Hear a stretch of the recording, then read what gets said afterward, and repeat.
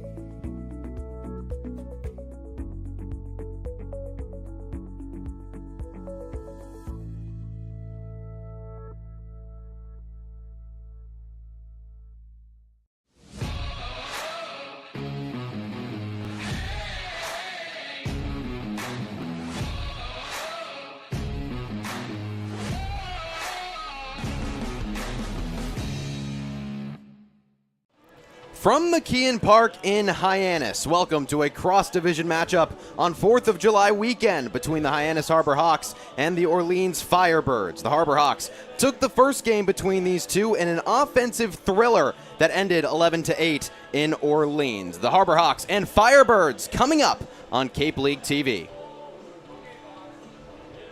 Hello and happy Saturday, everybody. Alongside Max Schwartzberg and Giovanni Collada, I'm Graham Nash. Max, over its last 5 games, Hyannis has taken on the 3 best pitching teams in the Cape Cod Baseball League, and as a result, its batting has really taken a dip. It has, Graham, but I don't think it's time to panic. Hyannis still leads the entire Cape Cod League in batting average and OPS. OPS at 719, batting average at 253, so it's still impressive to see that despite a slow stretch, they're still the league leaders. And Gio, on the other side of the equation, Orleans also having its struggles. It has lost 5 of its last 7 and is really looking for some July motivation. And a lot of that struggle, Graham, has come at their home at Eldridge Park, where they haven't won in the last 3 games. But flip that to the road discussion, and they've been very good. Winners of 4 of the last 5. And the Firebirds come into this game knowing that Hyannis struggles with runners in scoring position when its opponents have guys along the base path. So Harbor Hawks could have their hands full tonight if they're not careful.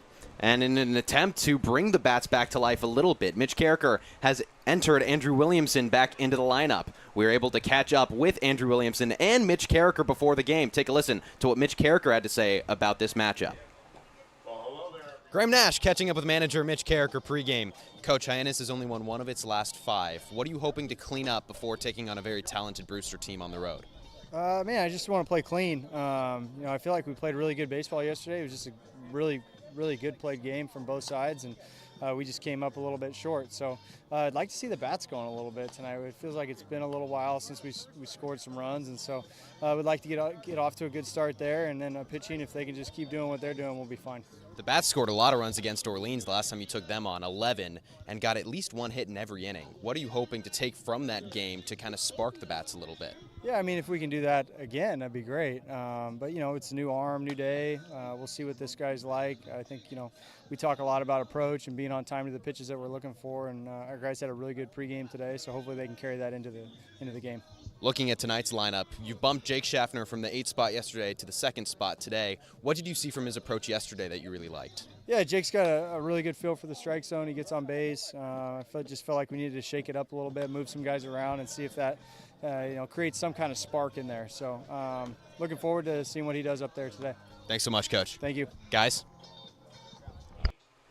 Gio, Mitch Carricker is right. It's been a while since the Bats have had that momentum we saw at the beginning of the year. It's honestly been to what they were at one point, Graham, since that Orleans game for Hyannis this past Friday, when they scored 11 runs most of the season. Since it's been a very difficult go around the base paths. They entered last night's game 1 of 19. They go 2 for 6 in the home game against YD, and for them to come around with it, Graham. I think that comes down to that first pitch aggression mentality that we see from everybody, especially Matt Mira, who's led off the past couple of games for Hyannis. On one end, first pitch aggression leads to things like first inning home runs from Jackson Welch a couple nights ago. On the other, it leads to a quick out, and the dugout for Hyannis not getting to see exactly what opposing pitchers bring all the time with as many looks. And so we'll see how that plays into tonight's game.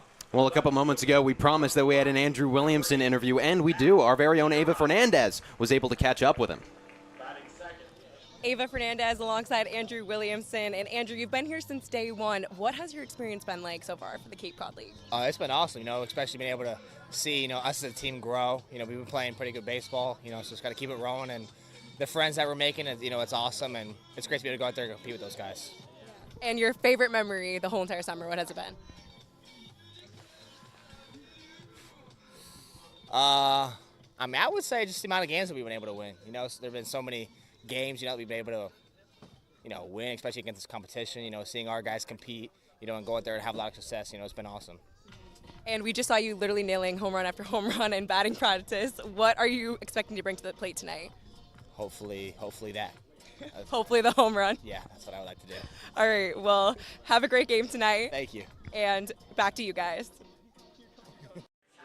Max, we have marveled all season long about how quickly this team is gelled. And Graham, we've talked ad nauseum that baseball is more than just the talent on the field. It's the people behind the talent. This Harbor Hawks team, it's been so encouraging to see how they've become brothers. A lot of times they've played against each other. They've been competitors, now turned teammates, and it's been really encouraging to see just how close they've come together and really become a family over the last couple of weeks.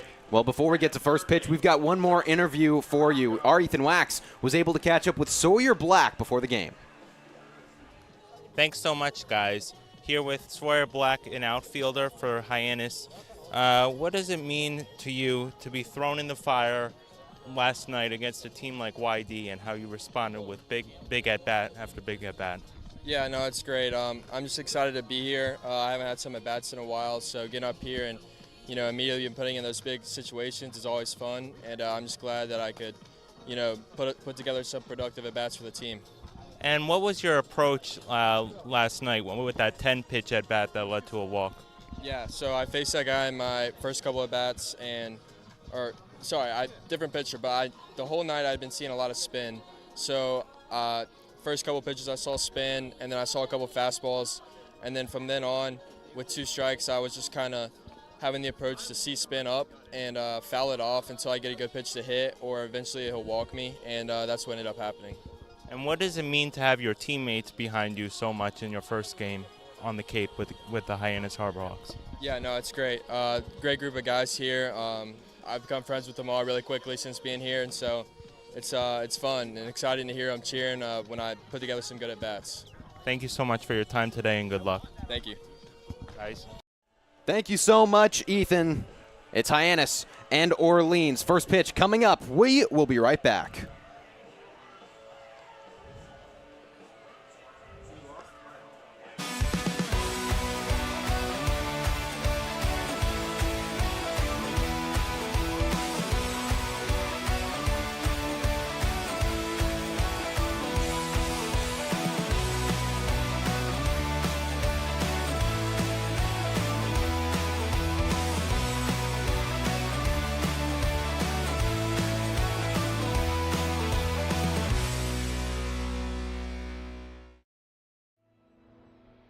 Your future begins at Dean College. Make a difference. Leave your mark. Break the mold. Be a leader. Achieve unimagined heights. Believe in yourself. Make lifelong friends. This is your time. Your place. Your home. Your Dean. It all starts here at Dean College.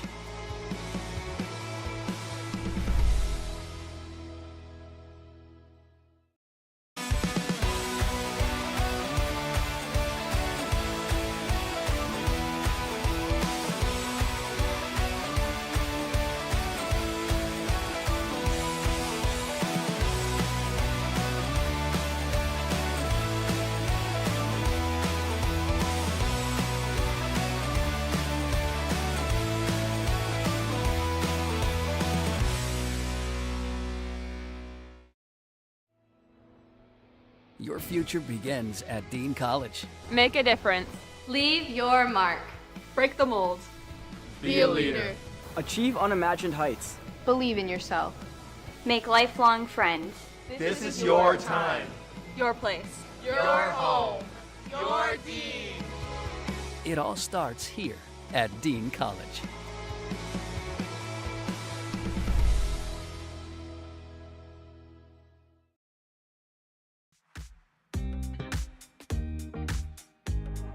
When it comes to delicious food, the best place to start is with great appliances. And Cam Appliances is your one-stop shop for any budget with brands like Thermador, Viking, Bosch, GE, and so much more. Cam Appliances, sales, delivery, installation, and service in the heart of your home with locations in Hyannis, Nantucket, and Hanover.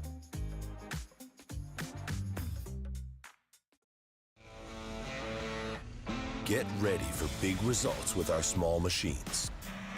With more power, performance, comfort, and savings. They're ready for every job. And we're ready with plenty of inventory, the best support in the business, same-day parts availability, and locations across the Northeast. So you can always be ready to work. Milton Cat, always ready. Here at the Mass State Lottery, we're known for our monster wins. But there's no bigger win than the $1 billion we provide each year to support all 351 cities and towns in Massachusetts. In our game, we know that supporting local businesses and helping communities is how we all win. Because at the lottery, we're all playing for the home team. The Mass State Lottery. Welcome to the state of winning. When you need to dig, lift, move, cut, or just about anything else, then dial up the rental source staffed with equipment and construction experts. They'll help you get the right machine for the job and make sure it's delivered when and where you need it. With locations across New England and the newest and most reliable inventory, Milton Rents is your local source. Cape Cod 5 is proud to be the official banking partner of the Cape Cod Baseball League. Cape Cod 5 offers a broad range of financial products and services tailored for every stage in your financial journey. Reach out to us. We're here to help. Welcome back to McKeon Park, where the Hyannis Harbor Hawks and the Orleans Firebirds are about ready to square off. Here is the batting order for the visiting Orleans Firebirds as penciled in by Kelly Nicholson. Anthony Protestio is going to lead off with Michael O'Shaughnessy and Elijah Iquez following behind, then Robbie Levy and Alejandro Garza. He did not play the first time that these two teams met, but he is 6 for his last 10. That's spanning 3 games, including a perfect 3-for-3 day against Chatham. Behind him, it's Cashel Duggar, Dawson Bryce, Luke Nixon, and Michael Crossland. They are going to be going up against a very tall, very powerful right-handed pitcher for Hyannis on the mound. It is Carson Yasa. Yasa, he's got a 1-0 record over 4 appearances, only 1 start, and a 1.13 ERA to go with it. But, Gio, that 1 start was really, really solid. It was really good. That first time through the order, Graham, he did an excellent job and stretched it to 2 2/3 innings with 3 hits, no runs allowed. That's the big one there against a very difficult YD lineup to face. Only walked 2 and struck out a game-high 6 batters. But when he saw the order a second time, Graham, that's really where he started to struggle with the bats of Chris Akopian, Will Gasparino, Will Baker, Garrett Wright for YD. That torched him for a couple of runs, or not, he didn't allow any runs, but torched the Harbor Hawks for a couple of runs, as I correct myself there. And he's got a flame-throwing fastball. Yeah, Max, that fastball, one of 3 pitches that looks really strong for him. Yeah, fastball, curve, slider mix. That fastball topping out at 99. And how about the RPM? We've talked about the spin. He's having breaking balls with 3,000 RPMs. That is a golden number for MLB scouts. It shows the efficiency of his pitches.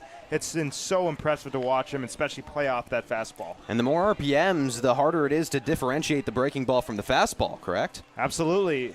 It's all about hiding your pitches, tunneling well, and especially when you got Yasa, a guy at 6'7", releasing the ball probably 54, 55 feet away from the mound, not the classic 60 foot 6 inches. It's really tough for hitters. Orleans has struggled at the plate this year as a team. They've got a 200 flat average, which is worst in the Cape League. Their on-base percentage at .331. That is 7th in the Cape League, so not as bad as the batting average, but still they have struggled to get themselves on base and to bring those runners around. But like we mentioned earlier, Gio, they seem to thrive on the road. They do it very well on the road, Graham. Teams against the Harbor Hawks as well this season are doing very well on the road.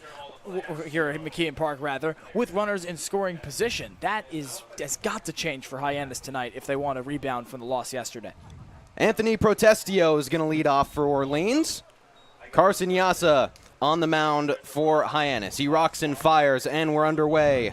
As a taken ball upstairs for the first pitch of this ball game, right at 6:01.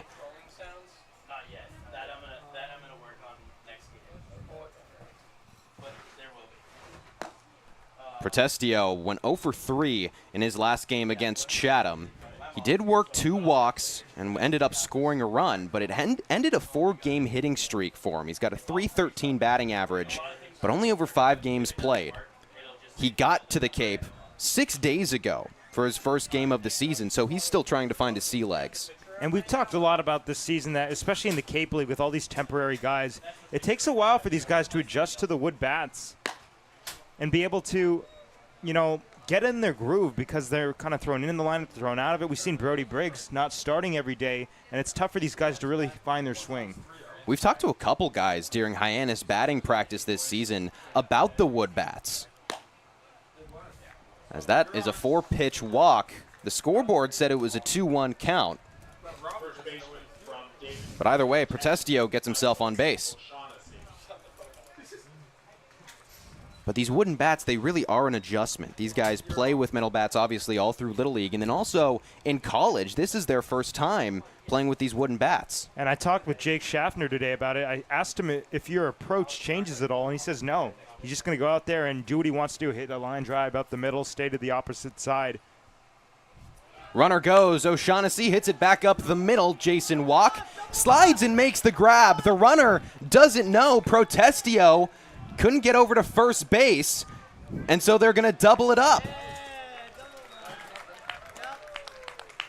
It's just a clinic in poor base running from Anthony Protestio, and a better play from Jason Walk, because that's not a fastball he should get easily. He is close to the track on playing deep center field to O'Shaughnessy, who puts a good piece of hitting down, Graham, and then Protestio, as you mentioned, didn't freeze off that line drive like he should have, and gets doubled off because of it. Here's the defense along with Jason Walk in center. It's Matt Mura in left and Andrew Williamson in right. Ray Velasquez and Gabe Camacho are at the corners with Jake Schaffner and Jeff Lugie up the middle and Brody Briggs behind the plate for Carson Yasa. Here's Elijah Iquez. Iquez did play the first time that these two teams met, had an 0 for 3 performance, did draw a walk, only struck out once, but he was able to come around, be one of the 8 runs scored for Orleans. He's got a .261 batting average this season across 14 games. Something else that we've come across a lot is how a lot of these players are getting a couple games off despite how well they're playing. We've seen it most recently with Ryan McKay.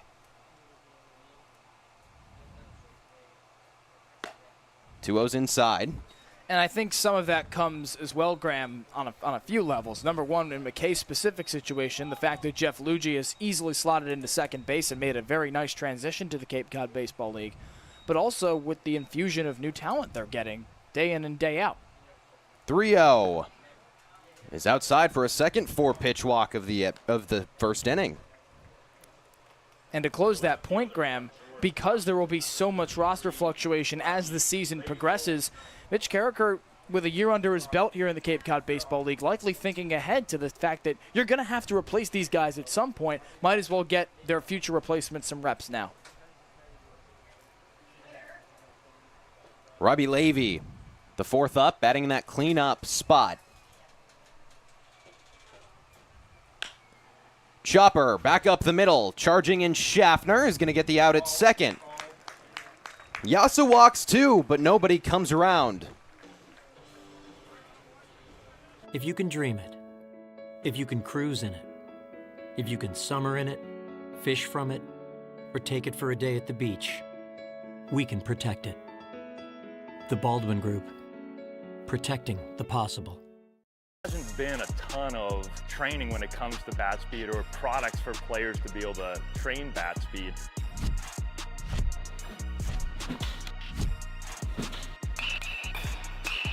You can improve your bat speed and reach your goals working 10 to 15 minutes a day on this a couple of times a week. That's a no-brainer for every player.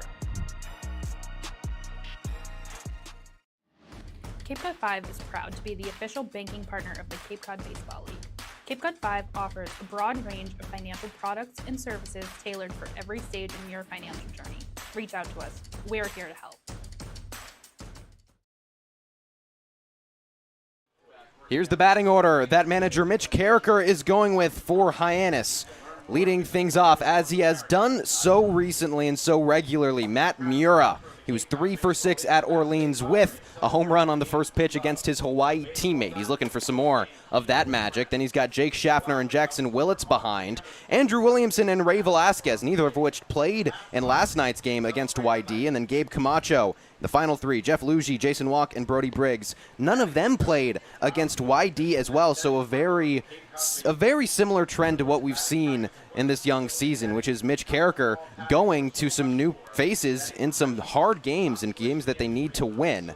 They're going up against Cal Scolari on the mound. Scolari, he's making his 4th start of the Cape League season. He's got an ERA of 3.48, and he struggles the first time through a batting order. So for Matt Mura and for guys like Jake Schaffner, they've got a really good chance to get to him early. They sure do, and we talked about it pregame, Graham, that ambush mode has pros and cons. Pros, what we saw from Matt Mura last Friday with that first pitch home run against his fellow Rainbow Warrior. Cons are yesterday to continue to use Mura as an example. First pitch groundouts, you don't see as many looks from the dugout from a guy like Scolari. Mura takes a strike on his first pitch of his first plate appearance. He has been on a tear recently, working a 5-game hit streak, which includes 2 multi-hit performances. Sends one down the right field line, trying to curl foul, and it's just off the glove of Potestio.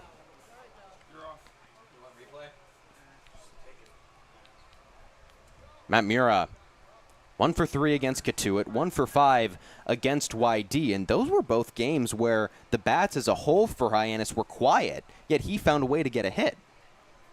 Yeah, and I think it just speaks to his approach. And our own Ethan Wax caught up with him before yesterday's game at YD, asking him about his RBI number, considering he's a leadoff man and he leads the team, and he says he's just trying to play for his teammates. In for strike 3. He goes down looking on a breaking ball, 1 away. The shortstop from UNC, number 14, Jake Schaffner. Jake Schaffner was in the 8th spot last night for Mitch Carricker and Hyannis. He's bumped up to the 2. And we heard Mitch Carricker say in that intro that he's just really happy with the approach. Schaffner does not expand the zone. If there's something that he thinks he can hit, he's going to swing. He shows bunt on the first pitch. He worked that big walk yesterday, 10 pitches. And a guy who can hit for an average like he does. 433 batting average in high school, 357 at North Dakota State. It's just impressive to see that.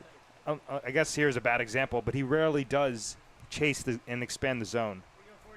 Schaffner, when we talked to him before BP, said that he couldn't believe that was a 10-pitch at bat. He said it felt like an eternity.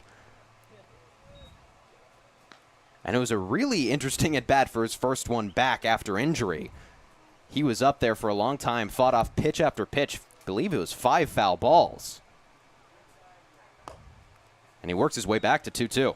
But the best part about that is that it didn't look like he skipped a beat after missing 8 games, and it's so rare to see a guy miss 8 games in the Cape League with all the risk of injury going back to a new program, especially for Schaffner. See him come back. He's got a full count now after going down 0-2. And talking about his eyes, it might be harder from your guys' standpoint, you being the viewers, but up here you could see that Schaffner, the ball maybe 30, 40 feet away, he knows it's a ball right away. Payoff. Inside ball 4. The designated hitter from Oklahoma. For each Harbor Hawks home run hit this season here at McKeon Park, $50 is donated to the family pantry of Cape Cod by Monomoy Real Estate and Construction and Pretty Picky Properties, select vacation rentals. Pretty Picky and Monomoy, the team with everything you need to hit a real estate home run on Cape Cod. Hyannis pitching deals 2 walks in the top of the first, and Jake Schaffner earns one himself in the bottom of the inning. Brings up Jackson Willits. Willits, a guy that's also been really hot in his young Cape League season, only playing in his 12th game. He's got 13 walks, which is 3rd most in the league. At one point, he had the most walks in the league, despite playing half of the ball games that the player in second did. But since that hot start, he's only drawn 1 walk in his past 5 ball games.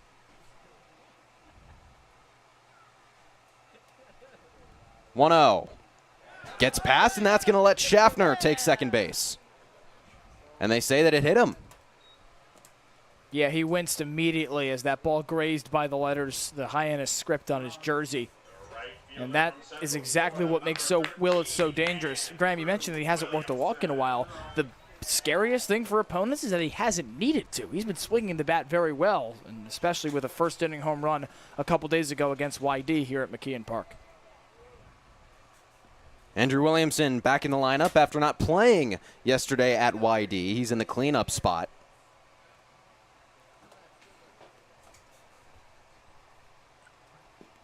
Williamson takes a ball.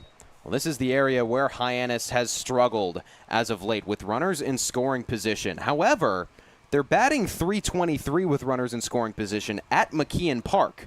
The ironic part is that they have a losing record here at home. Hit down the right field side into right center. It gets down easily. Jake Schaffner is going to come home. Jackson Willits gets the wave. 1 Harbor Hawk to home. The second in for run number 2.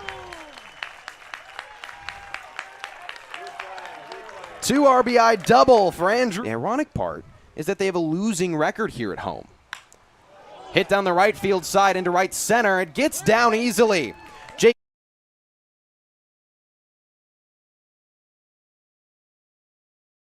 second in for run number 2.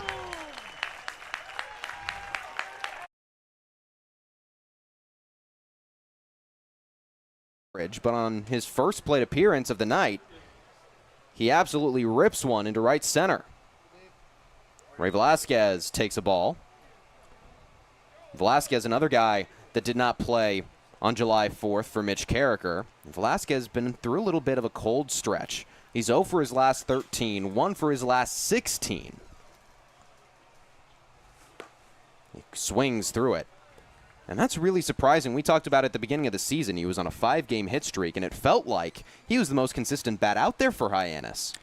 Yeah, batting just a shade under 400 through 5 games. It felt like he was seeing the ball a lot better, and that's exemplified by the fact that he hasn't struck out a ton during this slump. Takes a strike on the outside corner. His strikeout numbers have been pretty similar to where they were at the beginning of the season. He's only struck out 4 times over his last 5 ball games. So it's not like he's swinging and missing more. He just can't get the ball in the air and out of the infield.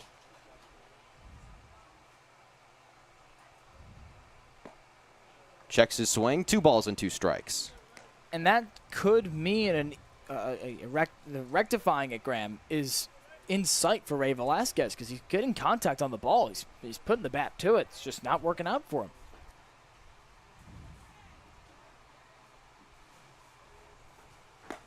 He's got a full count. I think a lot of it can come down to the mental side of baseball. Of course, we mentioned 7 out of 10 times you fail, you're a good player. No other sport like that. But, I mean, from what I've seen, I just don't think he's barreling balls, kind of Gio alluded to it, to the same capacity that he did early in the season. I mean, the last consistent barrel is probably at Falmouth. Payoff. Skied on the infield, going to stay in play. Michael O'Shaughnessy gets out number 2. And despite his recent struggles, he is still tied for the most doubles on the team. speaks to how hard he was hitting it in the beginning of his season. He's got 4 doubles, tied with Ryan McKay, who is not in this batting order tonight. But to your point, Max, that last double came against Orleans this past Friday, so now he's gone 5 games without an extra base hit. Gabe Camacho climbs in. Swings on the first pitch. Michael O'Shaughnessy has 2 outs on the inning.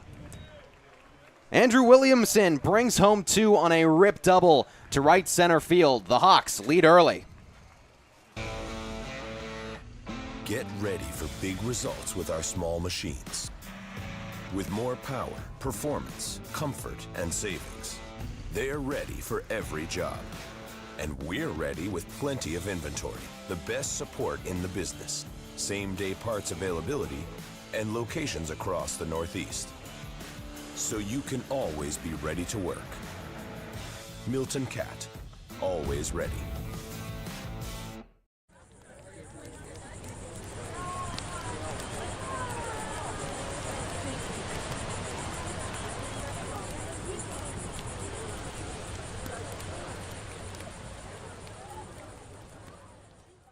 If you can dream it, if you can cruise in it, if you can summer in it, fish from it, or take it for a day at the beach, we can protect it.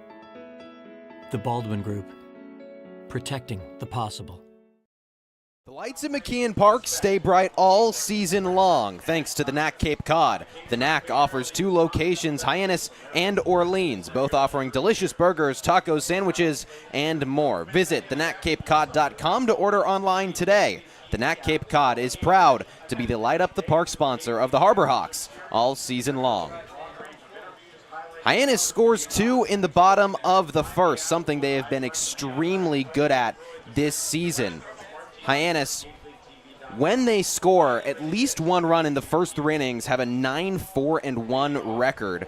When they score at least 1 in the first inning, they are 5-2. So this is exactly where they've been when they've been at their best. And Graham, if you're looking to point to something for this difficult week they had, point to that. It's been 3 games since they've scored in the first inning, and it's a 1-1-1 record in those 3. Opposing teams have scored first in 4 of the 5 games that Hyannis has lost. Alejandro Garza is going to lead things off in the top of the second.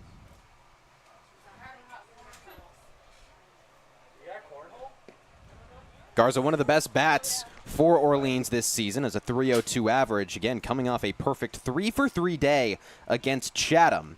He's 6 for his last 10 with a home run and 4 RBIs.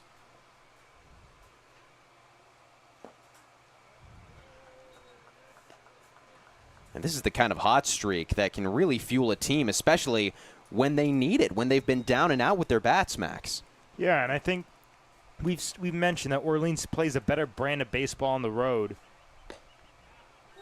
And I think that we talked about how on an individual level it takes a while for guys to get going. That also means it takes a while for some teams to get going. Of course, Hyannis, that was not the case. A red-hot start and now a little bit of a scuffle. But where there's smoke, there's fire on both ends for both Hyannis and Orleans. 2-2, swings and misses. First strikeout of the ball game for Carson Yasa. And it comes with that heat, Graham. You know, coming into the game, he's hit as high as 99 this season on June 21st at Katuitt is where he topped out with that fastball. Uses it 60% of the time, so it's a pitch he's comfortable with. There he scales up the zone for K number 1. Cashel Duggar takes a strike. And in his last start, Yasa struck out 6. He can really pour in the strikes when he has the ability. And that was against a really good YD offense as well, equally impressive.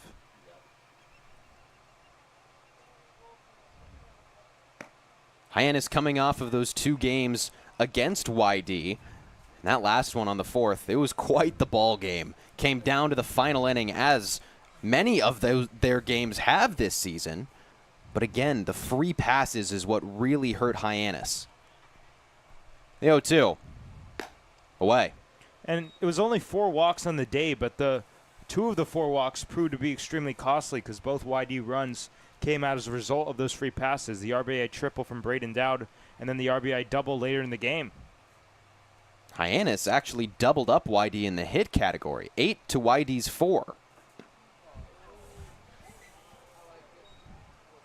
And that's along with YD hitting 1 for 9 in the leadoff spot, and then 2 for 7 with runners in scoring position.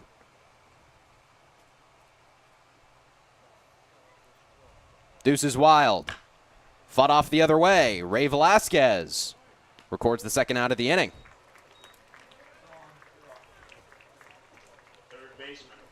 This inning already looking a lot cleaner for Yasa. Yeah, and just because he hasn't gotten himself into those adverse situations, which lead to the 2 walks you saw in the first frame, the strikeout exemplary from him, that's more what we're used to, at least in the last couple of outings from Carson Yasa. And there he induces ground ball contact with another breaking ball. He's facing Dawson Bryce, who takes a ball. Bryce did not play against Hyannis on the 27th of June. Has only played 9 games this season, only made 7 starts along with it, has an average at 179. Fights one off, straight back, foul ball.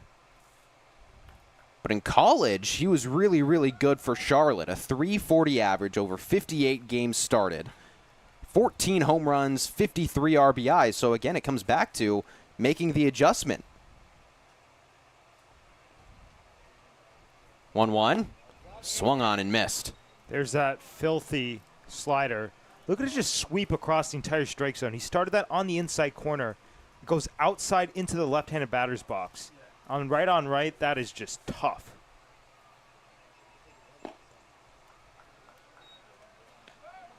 Carson Yasa, his first time through the YD lineup in his first start of the season, was very, very clean. Struck out 5 of the 9, walked 2, and hit 1, but did not allow a hit or a run.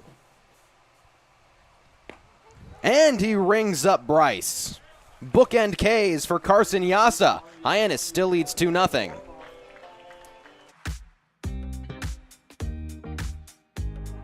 When it comes to delicious food, the best place to start is with great appliances. And Cam Appliances is your one-stop shop for any budget with brands like Thermador, Viking, Bosch, GE, and so much more. Cam Appliances, sales, delivery, installation, and service in the heart of your home with locations in Hyannis, Nantucket, and Hanover.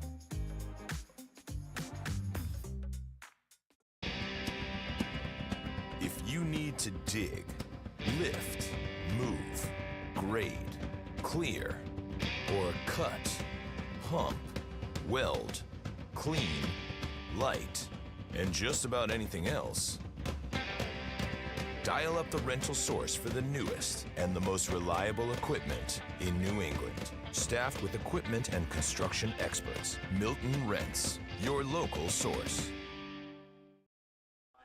Hyannis with a 2-0 lead over Orleans as we look to play Who's That Harbor Hawk? We've had a couple fans get all of these right. Wow, a lot of experience for this Harbor Hawk. 2010.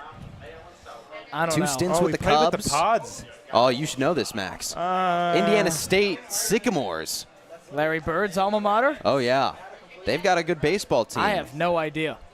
Oh my gosh! No, never mind. Max he thought he had it. He thought he had it. That's a lot, though. That's a lot to keep track of. An MLB journeyman.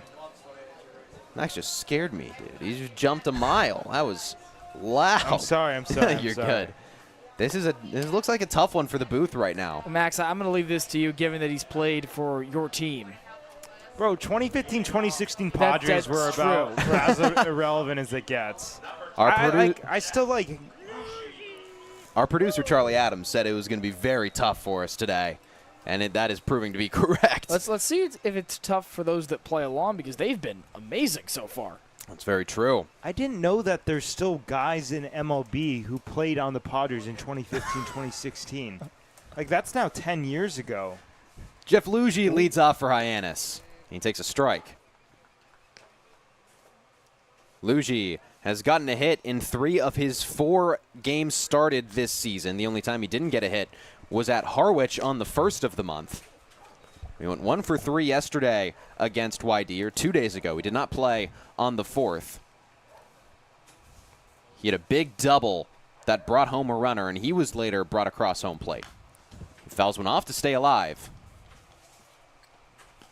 And he's been putting the ball in play a lot. It just hasn't yet turned into a multi-hit performance. And I think that will for him, because what I marvel at is that he has made a very quick adjustment to playing in this league.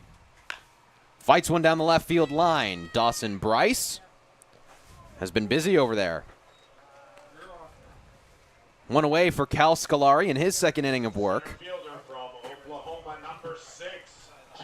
It brings up Jason Walk, the second time he's been batting in the 8 spot, despite being on a 7-game hit streak and on-base streak.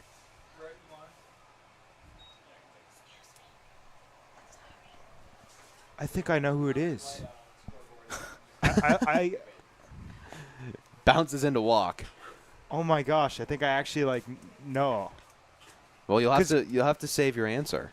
You'll have to write it down for us so that we know you actually got it and didn't cheat. Jason Walk also did not play on the 4th of July. Last time he played was against YD, went 1 for 3. And I talked to Walk pregame, and oddly enough, as a switch hitter, he uses a different bat for each side of the plate. Skies one, trying to get into the outfield, charging in Levy, and he makes the catch at the last moment. Surely some trouble there for Robbie Levy, some miscommunication between him, Iquez, and Dawson Bryce. But to quickly revisit Walk's switching of bats as he switches sides of the plate, he uses a different drop bat on the right side versus the left side, and that is, you don't hear that very often. Is it -3, -2.5? Is that what he said? Precisely. Yeah. You don't hear that very often, Max, and he said it was because just from swinging on each side, he feels he's better on that side with that bat. 9-hole hitter Brody Briggs takes a ball. What is the difference in drop mean for a bat? Basically, so let's say your bat is 33 inches. A drop 3, it would weigh 30 ounces. A drop 5, which you can't use until you can use all the way until you get to high school, would be 27 ounces at 33. So in MLB, you can go anywhere below 3, but you can't go above 3. So 3 is the limit, at least the ceiling. 1-1 to Briggs. So do we know which bat is heavier for which side for Jason Walk? We'll have to ask him. Very interesting, though, especially that you never see that. I feel like it would be more common, more popular, just because different swings on different sides would have different feels. If I were to guess, whatever side he feels like he has more power on would probably be the -2.5. Right.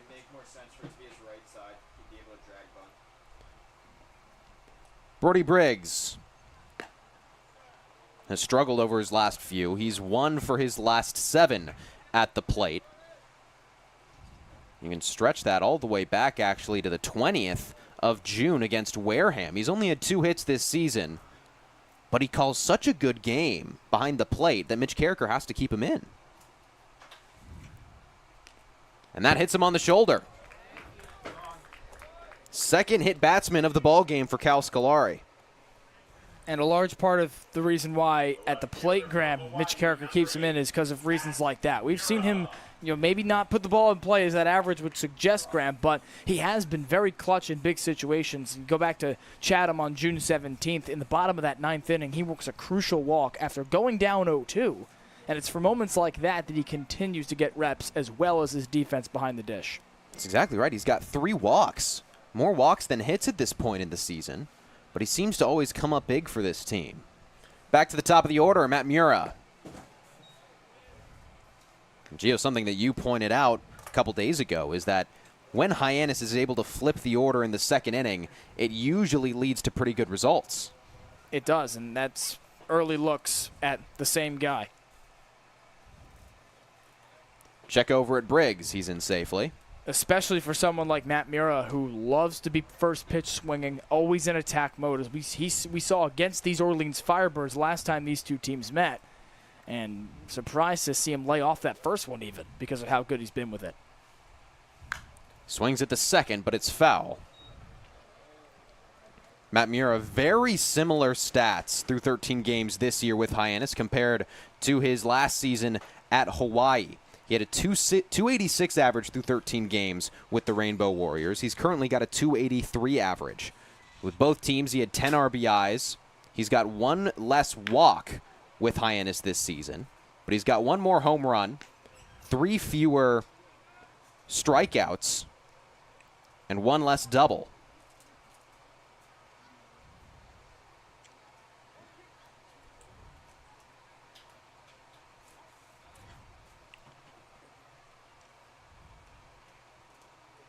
Got a 1-2 count. Skips in. Briggs stays over at first after a little hesitation. And that seems to be rare, at least at this point in the season, for a guy's numbers with a wooden bat to be pretty much exactly what it was with a metal one. Definitely is. Every time, I guess you could say, probably the wood bat takes off in any hard hit ball, maybe 5 miles an hour of exit velocity off, which is a big, big difference. Check over at Briggs again. And yet we see Matt Mura swing with what looks to be every muscle in his body at every pitch. He swings so hard, and he's hit some really big tanks in batting practice. Deuce is wild. Fouled off. And to go back to that first pitch home run he hit at Orleans this past Friday, that is the longest center field wall in the entire Cape Cod Baseball League. Didn't quite get all the way out to center, more shaded to the right side, but that's still a very long way to go and requires a very hard swing for him to get it off the tip of the bat. He flew it by a ways as well. Yeah. Another foul ball for Matt Mura. Mura, he was on a 28 game on base streak that it's starting at the end of his Hawaii season, going through the first 7 games of the Cape League season. Then in his game against Brewster on the 25th of June, he went 0 for 4. Struck out once, no walks. And that ended that on-base streak. He works a full count. But he bounces right back. He's already got a 5-game hit streak and 5-game on-base streak going, despite that poor performance. Just to show you how rare that is in terms of the poor performance, Graham, it's his first 0-fer since April 18th. So good. Runner goes, hit up the middle, and it pierces into the outfield. Brody Briggs goes all the way over to third. Runners on the corners with 2 outs in the inning. And the streak continues there, Graham, on a great piece of hitting from arguably the team's most disciplined hitter, along with Jackson Willits, who stands on deck. Mura able to get out in front of it there, as you see, and just a diving Elijah Iquez unable to get there. And now a 3rd run 90 feet away. And Jake Schaffner up with a chance to get his first RBI since the season opener at Wareham. That was on the 14th of June. And ironically, that was the one game that he is pinch hit in. The one game he didn't start in, and he has an RBI.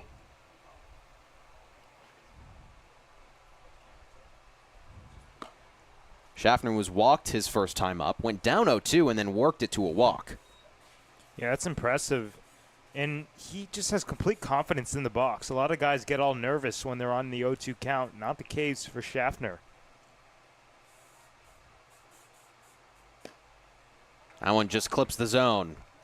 Wouldn't be surprised if we see Matt Mura maybe try to take a stroll over to second. Wouldn't be surprised either. And it puts more pressure on Scolari as well if he gets in scoring position.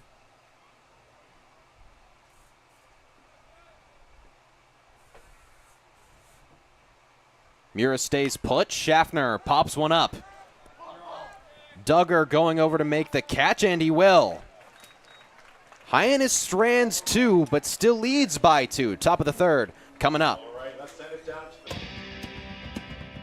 When you need to dig, lift, move, cut, or just about anything else, then dial up the Rental Source staffed with equipment and construction experts. They'll help you get the right machine for the job and make sure it's delivered when and where you need it.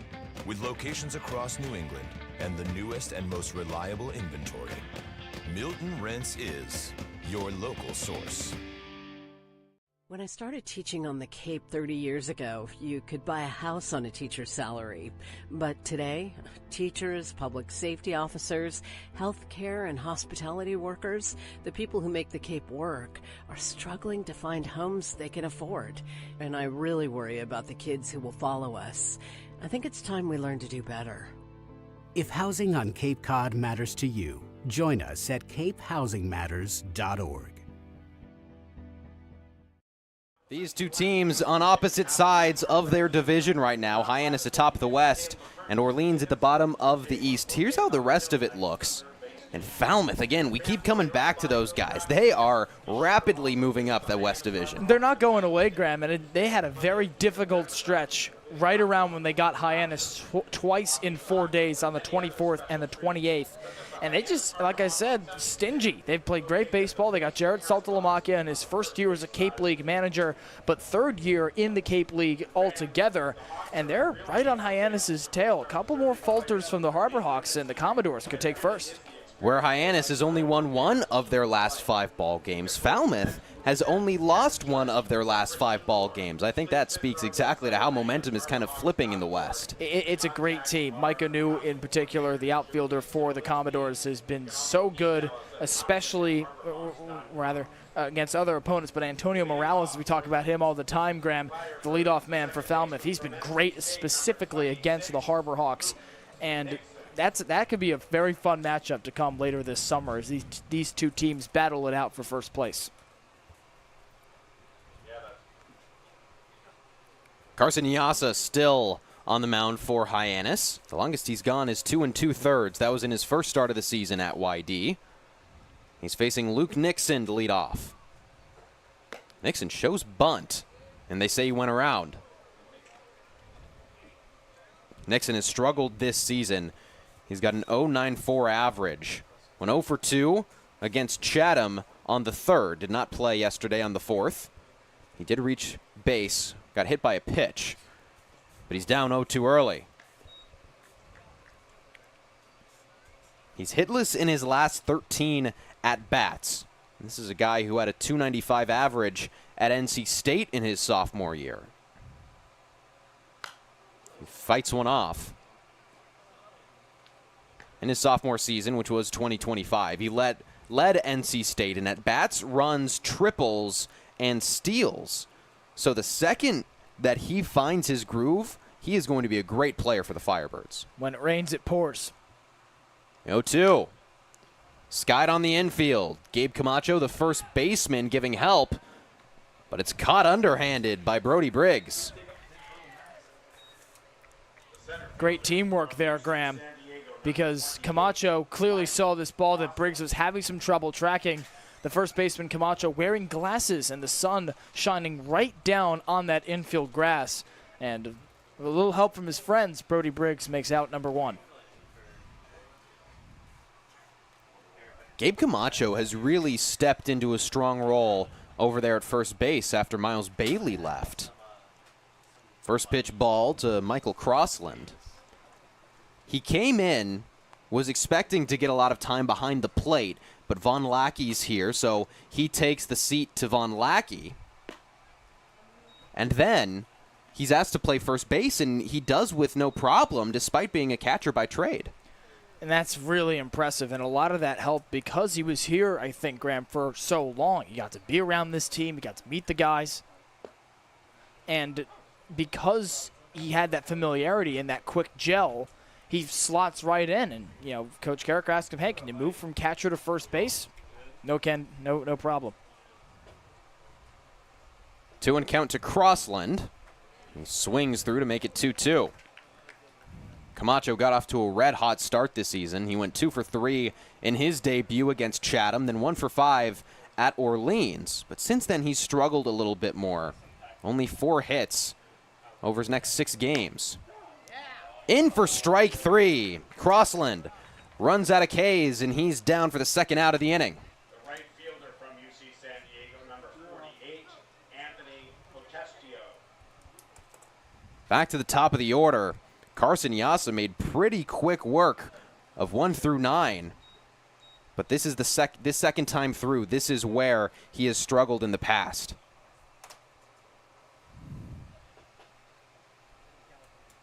Anthony Potestio takes a strike. He walked his first time up. And he's got a very favorable left-on-right matchup. Favorable, but still tough against a guy like Yasa. His breaking pitches are so dangerous. We talked about the RPMs he's able to put on it, but he's got a heater that's really nothing to scoff at either. It tips out at 98. That is such a dangerous combination, those two pitches. That one just misses low. Just the ability to change speeds like he does is so valuable because it keeps the hitter off balance constantly. Yasa puts one low again. We've seen the bottom part of that zone be somewhat lenient over the start of the season, but right now home plate umpire Mike Hinojosa is not budging. Hinojosa at home, Carrico over at first base. Mitch Carricker would be the manager of Hyannis, as that's a walk for Potestio, his second of the ball game. And just to close things out on the umpires, over at third base is Ryan DeMare. Third walk for Carson Yasa, and this has been the issue for Hyannis pitching over the last 5.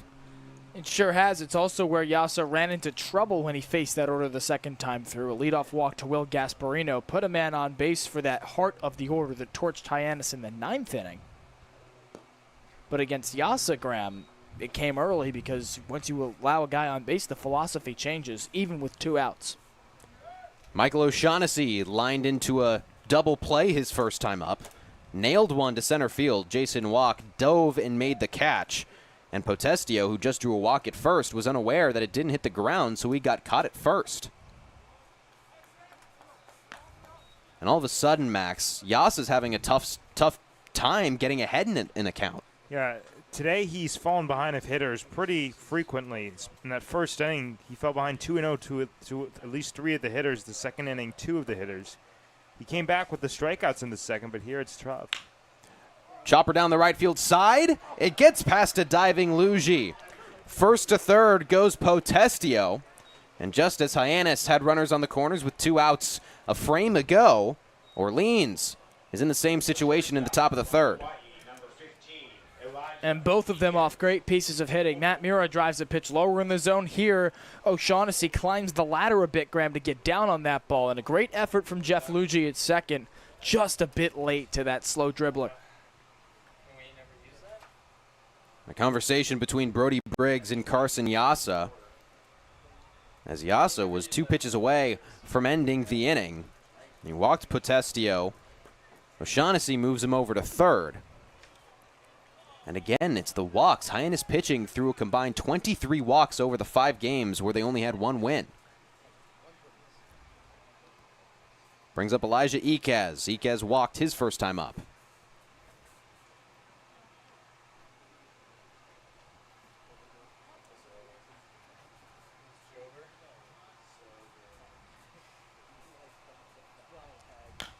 Swings the first pitch down the third base line. It stays fair. No play for Ray Velasquez. And Potestio comes home as the first run of the day for the Firebirds. And a clear swinging bunt of sorts there. Just a chopper that was so perfect for Iquez, and Velasquez, who's normally done very well on these kinds of slow dribblers. That one just a bit too far, a bit too risky with one run coming across and another guy at scoring position, even with 2 outs. Just a difficult play and probably the right decision for Ray Velasquez there. And we see another situation where a Hyannis pitching walk leads to a run for the opposing team. Levy hits the first pitch the other way into deep left center field. Jason Walk makes the catch at the warning track to end the inning. Elijah Iquez brings home Potestio. And we're going to stay here as our very own Ethan Wax has some more. Thank you very much, Graham. After a tough loss to the East-leading YD Red Sox 2-1 last night, Hyannis looks to bounce back as they host Orleans. While the Red Sox pitching largely shut down Hyannis, one bright spot was catcher Stone Lawless. In 4 games played for the Hawks, he is 5 for 15 at the plate, good for a .333 average. He was 2 for 4 last night with an RBI. While at the University of Tennessee, he hit .288 with 5 home runs in just 59 at-bats, largely as the backup catcher at the school that won the 2024 College World Series.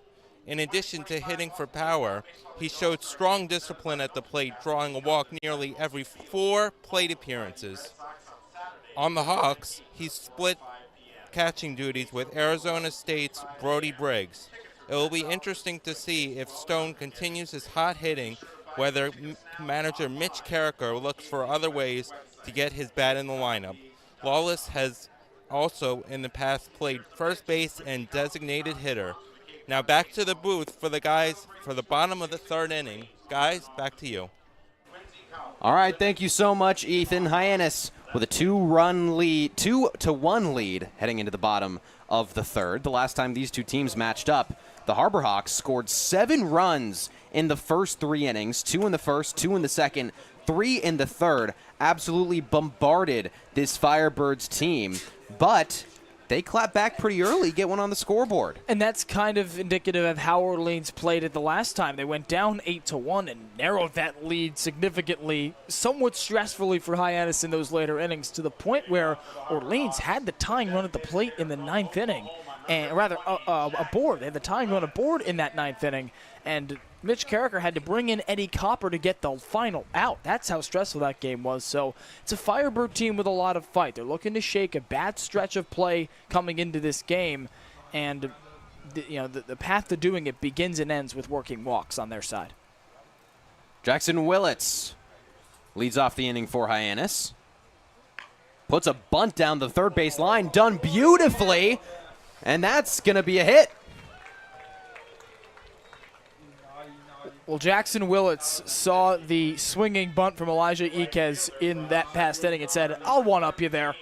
Just taps it beautifully past, and on a string, Graham, it stays on the outer corner of that bag and allows him to reach with an infield single. We've seen Hyannis play small ball a couple of times, and something we talked about yesterday a lot was how every time Hyannis got a hit, it seemed to be with at least 1 out on the scoreboard. That might be an attempt for Mitch Carricker to get that base runner on early as Williamson takes a strike. And that kind of playgram has got to come from somebody that you trust doing it. And Willits is the guy that immediately shoots up to the top of that list for Mitch Carricker with how reliable he's been. Yes, swinging the bat recently,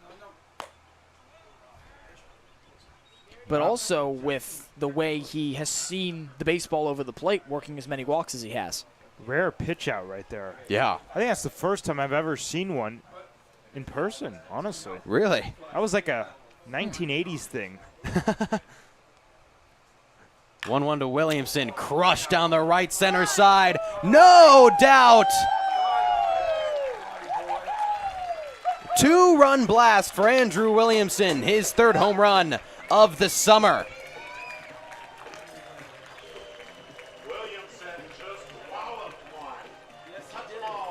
Well, we talked about in the last at-bat, he went up to get the ball. This time he goes down and golfs it. What a shot by Williamson. And all of his balls have been moonshots this summer. Ties the team lead with Chris Rembert at 3. We saw so many of those in batting practice, yes, all season, but specifically today. Balls that had even the players, his teammates, gawking at how far they've flown. And that was an absolute no-doubter, Graham, as you said. Ray Velasquez takes a strike. To that point, Gio, Williamson hit one so high and so far in batting practice that Ryan McKay, who was hitting right after, just looked at his bat and went, sure. Velasquez has 2 strikes. That's the only reaction you can have to something like that. I mean, he's got some of the home runs at max, as you say, with the highest apexes I think I've ever seen.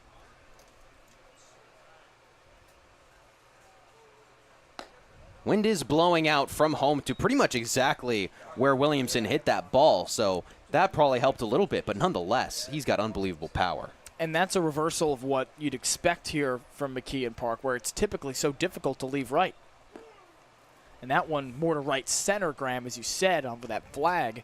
But the wind typically blows off the water just a couple hundred feet from right field here at McKeon Park. In the last 4 or 5 games, it's blown with the batter. Velasquez moves out of the way. 102 miles an hour, 422 feet to right center field. Now imagine if that was a metal bat, that might be 460. Takes some serious strength. Payoff pitch. Swung through and missed. Velasquez, the first out of the inning. The first baseman from UC San Diego, number 10, Gabe Camacho. 26-degree launch angle on the homer as well. Pretty dang close. That was beautiful. Here's another guy that's got a whole lot of power, Gabe Camacho. Camacho was 4th for UC San Diego in the home run category, had 7, led the team in triples, and was 3rd on the team in doubles with 12. But again, he struggled a little bit as of late. He's 2 for his last 14.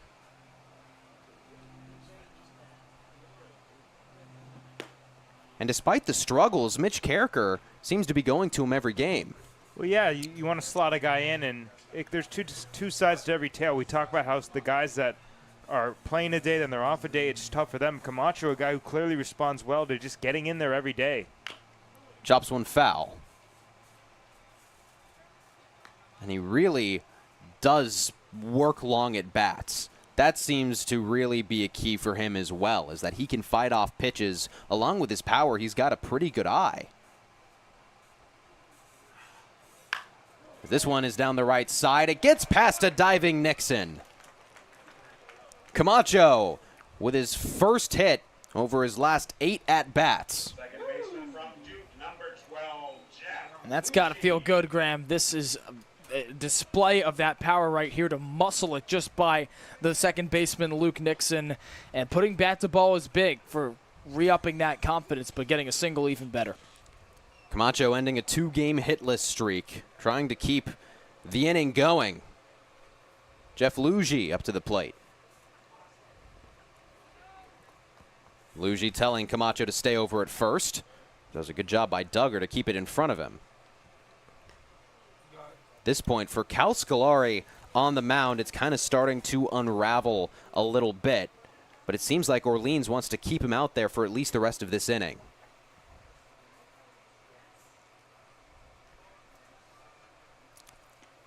"1-0 is away. And this is something that Hyannis did very well against Orleans last time, was get to the starting pitcher early.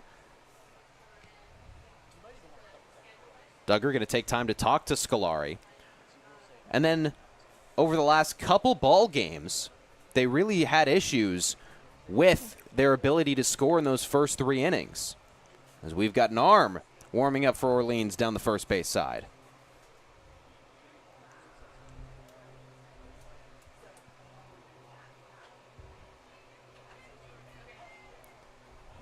Scolari locks back into the 2-0.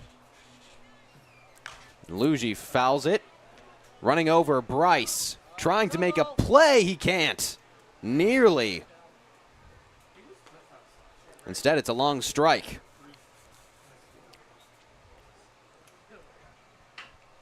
Lugie only making his 5th appearance, his 5th start of his Cape League season.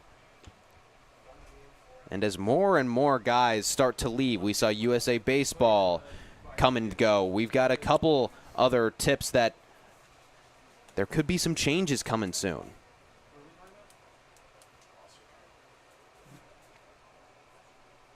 "2-1 is away.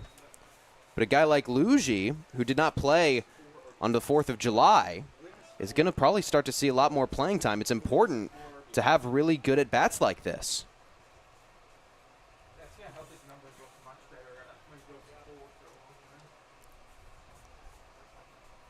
Swings and misses at the 3-1. I just noticed, but Jeff Lugie has a very similar stance to Ryan McKay. The way that his bat is by his ear and the way that he has a little wiggle rhythm. Very similar. He's got a payoff pitch upcoming with 1 out in the inning. Camacho's over at first. He stays alive. And it's quick to see in real time, but Max, as you were saying, he kind of loads up into that swing, just takes it, puts it back a little bit before hitching forward. And I imagine that's to generate more power as McKay does.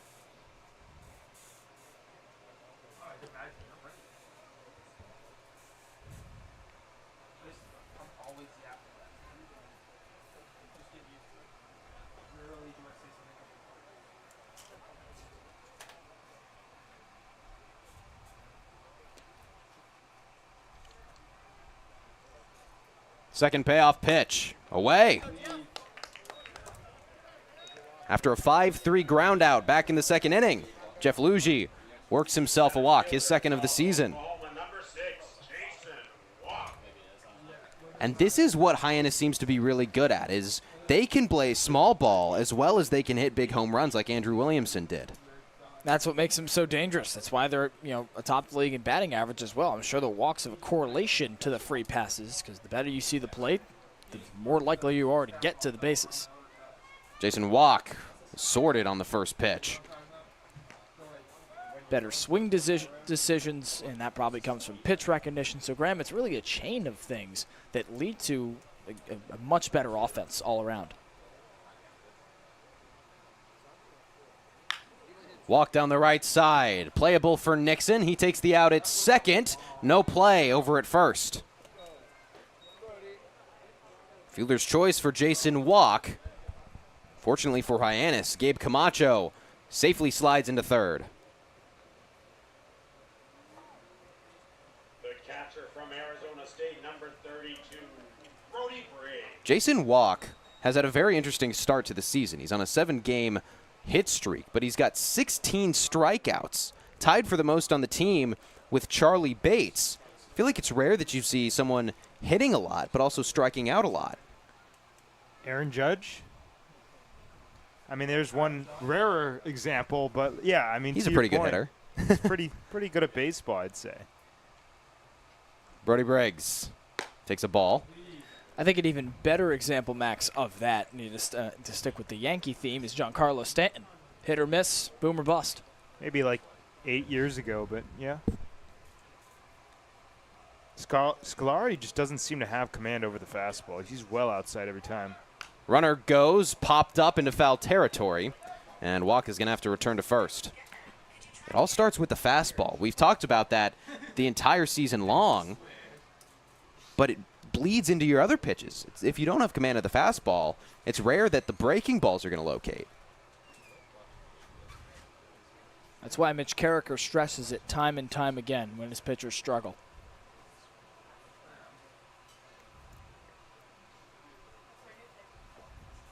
Second time this game that Hyannis has had runners on the corners with 2 outs. And Brody Briggs is down to his last strike. Brody Briggs, another guy who has struggled a little bit recently. He's hitless over his last 2.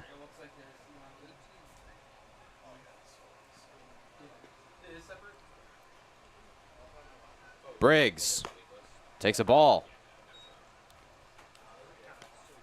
Despite the inability to hit recently for Brody Briggs, he's got a strong eye. He's putting the ball in play.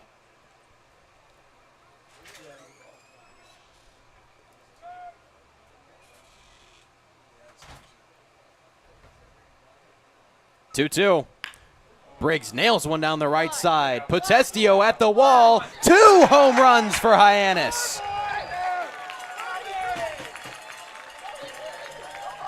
Brody Briggs with his first home run of the season. And it gives Hyannis a 5-2 lead.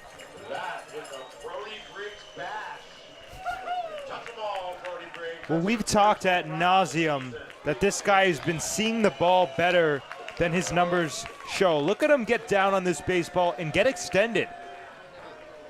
That's a frozen rope, folks, off the scoreboard. From Hawaii, number And correction, it is 7-1. The runs column for Hyannis on the scoreboard is out right now. Might have been taken out during batting practice. By one Andrew Williamson, most likely, who's got the first homer of this inning. First pitch swinging, Matt Mura has a single. And we talked at the top of the show that over the last 5 games, the Hyannis hitting has really slowed down. All it takes is one game to jumpstart it back up. And we mentioned still a 253 team average, 719 team OPS, both atop the Cape League, as this looks like it's the day for Scolari. They've got about 5 games worth of hitting just in this inning alone. Here comes Kelly Nicholson, the manager for Orleans. And that is going to end the day for Cal Scolari. Hyannis extends its lead 7-1 with a new pitcher coming to the mound.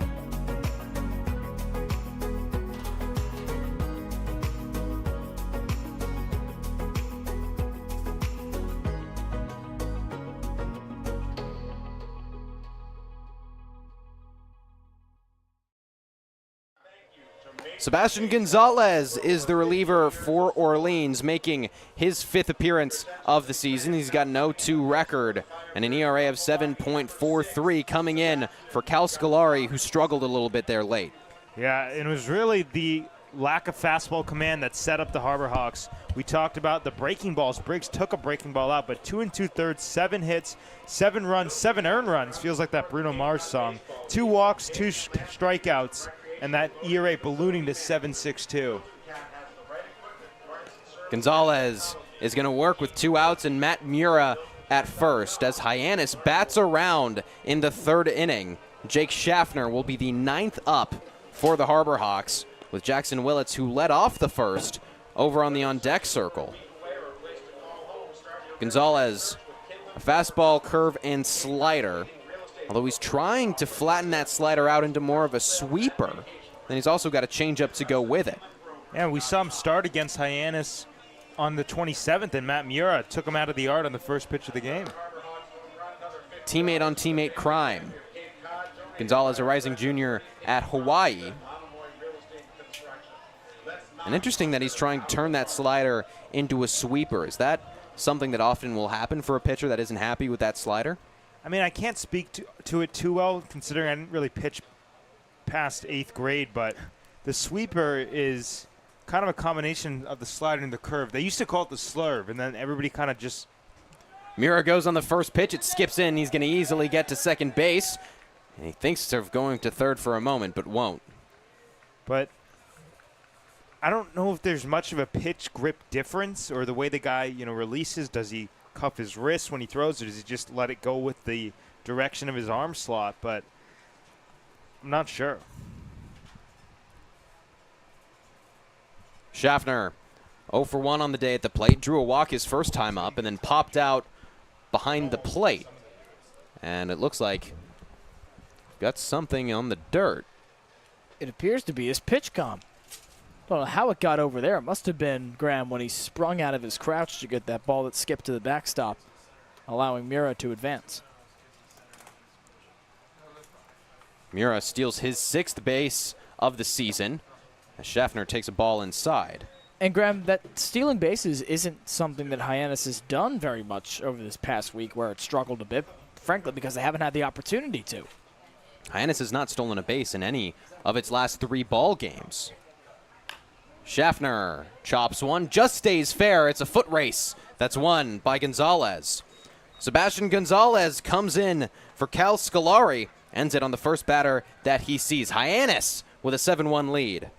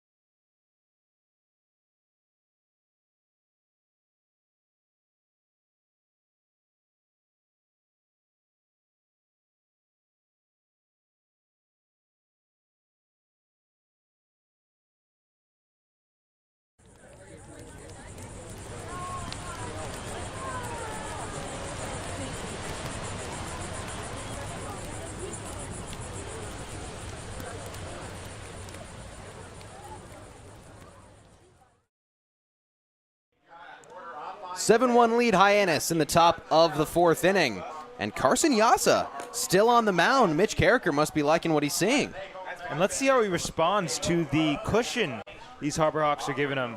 And we mentioned how good pitching takes pressure off the offense.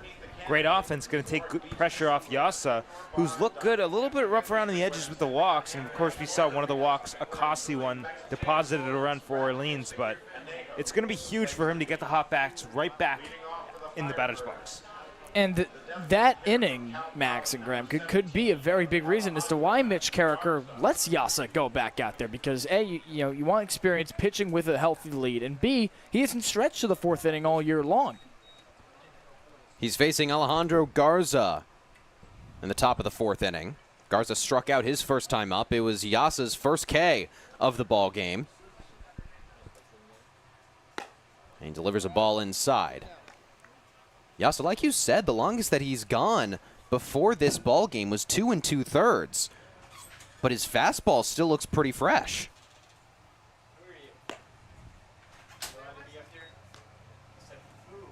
He's got a good mix, fastball, curve, and slider.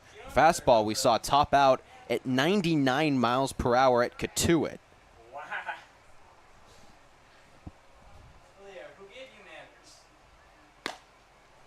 Has pitched 3 straight balls. And this is not what you want to see if you're Mitch Carricker. Not all these balls not all too close as well.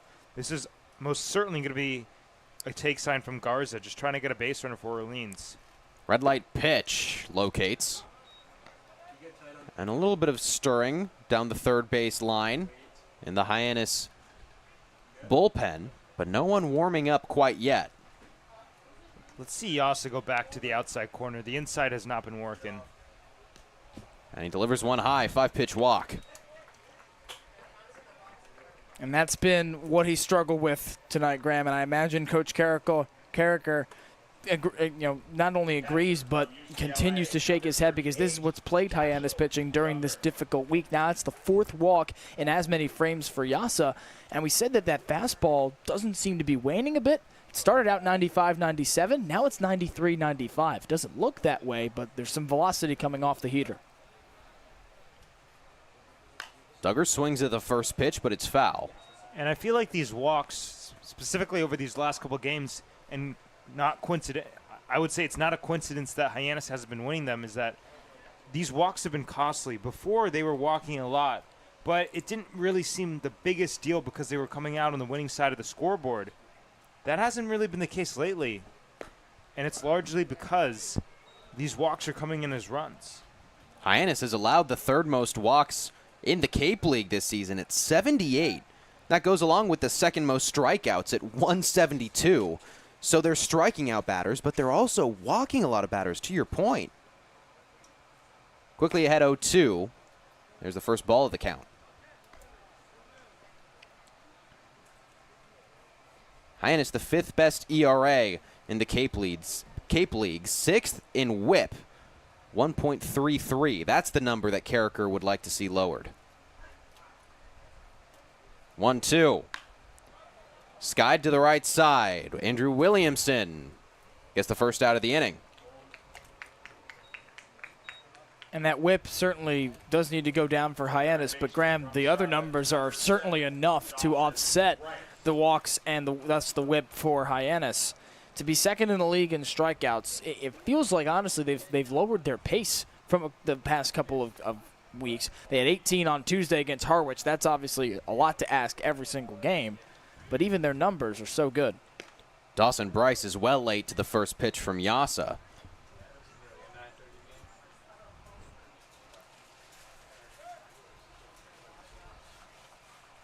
Bryce struck out his first time up. And he's late on a second pitch. So Yasa's settling in now a little bit. It was a tough first at bat, 5-pitch walk to Garza.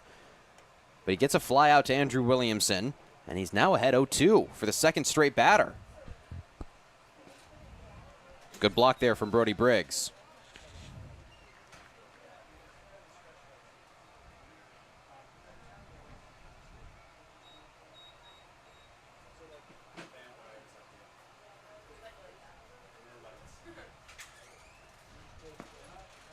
Gio, to your point about Carricker wanting to see that whip go down, we've asked him a couple times, said, a couple walks tonight, but you struck out 18 batters. And his response is always, well, if we win, it doesn't really matter.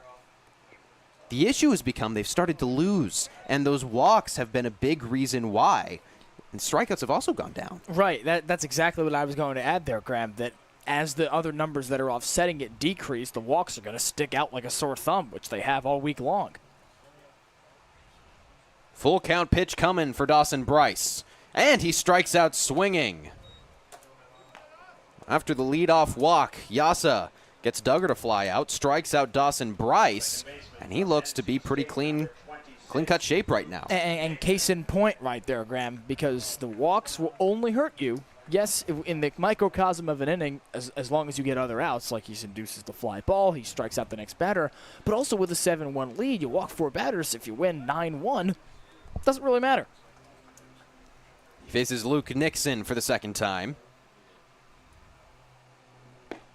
Nixon sorted on a breaking ball. That is a nasty pitch. There's that RPM playing to the advantage. You could see how early he was. He thought it was the fastball. And then by the time he realized, his bat was already around. 0-1. Hit down the right side. Luigi can't handle it, and the throw's late. It was a slow dribbler, but Jeff Luigi at second had some trouble. Classic case of ball first. That's what they always tell you at practice. Luigi, look at him look to first base.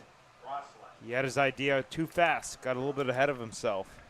It's almost like in football where a wide receiver will think about turning upfield before he's caught the ball, and because of that, drop it. Just processing way too fast. So another mistake that could prove to be costly for Hyannis. In yesterday's game, we saw Ryan McKay get picked off in the first inning, Gabe Camacho get caught in a rundown between third and home, and those two things we were talking about were really the deciding factors. Really cost Hyannis the game because of how big the spot was late in the game, and extend free passes with the walks to things like that. Errors, hit by pitches, they're just as costly. Michael Crossland already with an 0-1 count, make it 2-0. And Mitch Carricker, he said after the game that it was really his fault. He said that he assumed Camacho was going to stop at third, didn't give him the stop sign, and so Camacho took a really wide turn around third base. And that's what led to him getting cut down. Yasa finding the zone for the first time in this at-bat.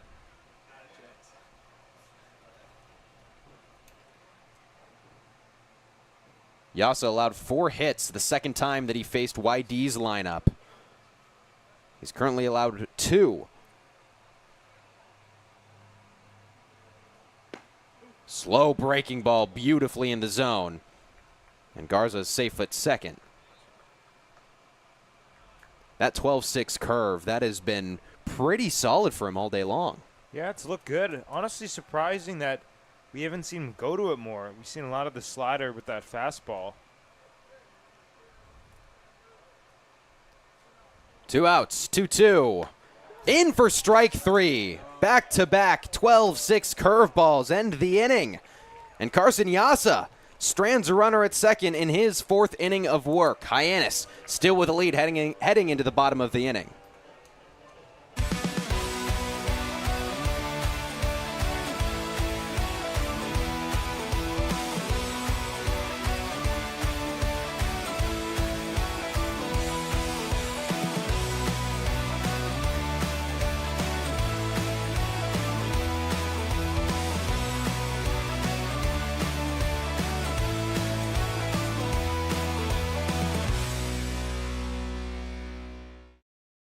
Owning a home means you can protect your family and put down roots in a community you care about. It gives you a place to celebrate the joys of daily living and be together during tough times. But for many on Cape Cod, home ownership is slipping further out of reach. Help make sure the American dream is available to the teachers, public safety professionals, and all the other people who make the Cape a special place. Visit capehousingmatters.org to find out more. Hyannis with a 6-1 lead, over Orleans. As we take a look at the stat comparison between these two, Hyannis' average is really what sticks out there, 53 points better than Orleans, but even the ERA, Hyannis, their ERA isn't the best in the league, but it's still considerably better than the Firebirds. And that has helped them travel to the top of the West. The West Division is getting a little cramped at the top. Hyannis with 9 wins, Falmouth 8, Bourne 7. Cotuit and Wareham both at the bottom, but they have 6 wins each. A little bit more room for YD atop the East Division. It looks like we had Charlie Bates ready for a pie-eating competition. Guess they waited too long. They got to do it in the next half inning. Jackson Willits is going to lead off for Hyannis.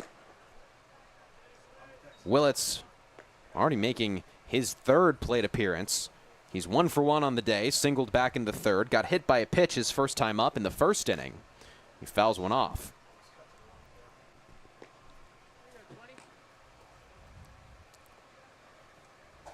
Willits, switch hitter. He's been switch hitting since he was 3 years old.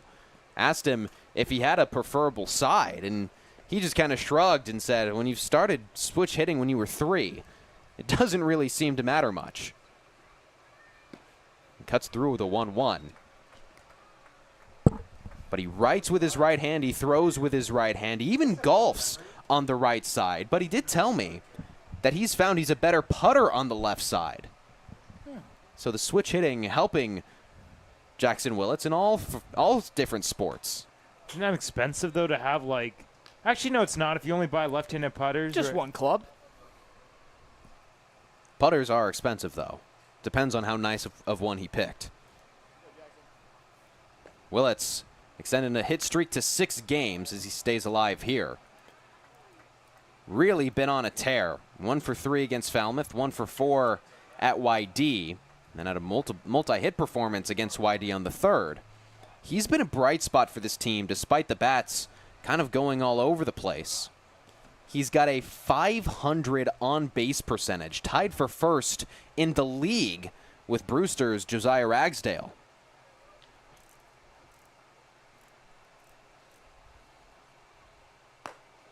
Breaking ball well away. And I think the most jarring part of that, Graham, is that a lot of it's coming from the bat. Whereas you alluded to earlier, he's only drawn that 1 walk over his last 5 games, nearly 30 plate appearances. Payoff pitch is fought off. And that's what makes him doubly dangerous, because if he's swinging the bat well and he works walks at that clip, it's a nearly unstoppable player. Through 11 games this season, Willits has already worked 6 more walks than he did through 11 games at Oklahoma in 2025 for his sophomore season. 3-2. There's walk number 14. Jackson Willits with his 2nd free pass over to first base, setting the plate beautifully for Andrew Williamson, who just hit a 2-run homer.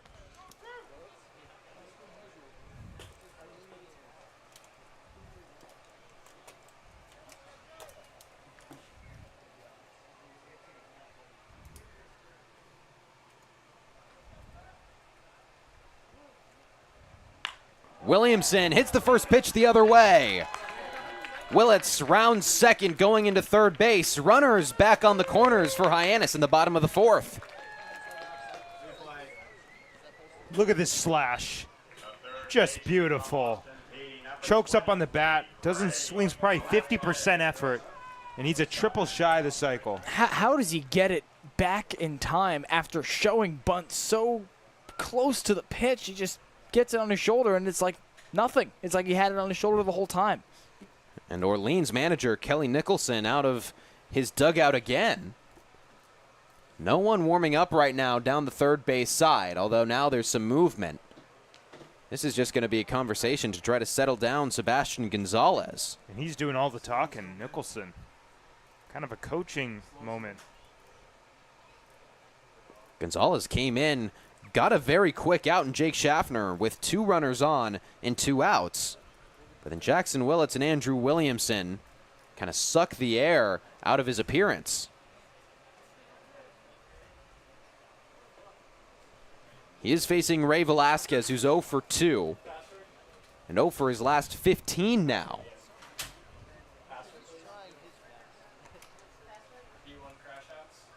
Velasquez popped up to first baseman O'Shaughnessy his first time up, then struck out his second time back in the third inning.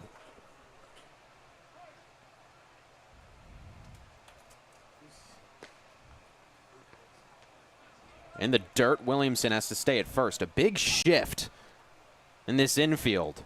Luke Nixon, the second baseman, is on the left side of second base as you're looking to the outfield. Three infielders on the left side. You don't usually see this with right-handed hitters. It's usually lefties who they shift like that, of course, on the other side of the diamond. Check over at Williamson. And for a guy who's 0 for his last 15, you see a big hole like that over in right field. Your only thought has got to be just push it over there. I guess the approach will be really trying to take it the other way here.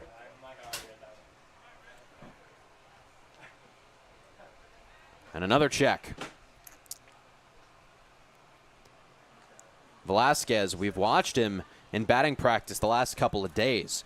Swing looks comfortable. He's absolutely mashing it, but he just hasn't seen it well out of the pitcher's hands. Now the 1-0. Taken for a strike. And that's the pitch that you'd want to try to beat the shift right there, right in the outer half.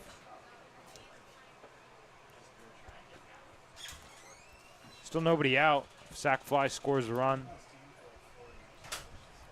Velasquez trying to get bat on ball. He's got a good eye there. And when you're in this kind of slump, I guess you could say, where you're 0 for your last 15, it's got to be so frustrating because you want it so badly, but the more you want it, the less likely it is you're getting that hit. That one just catches inside.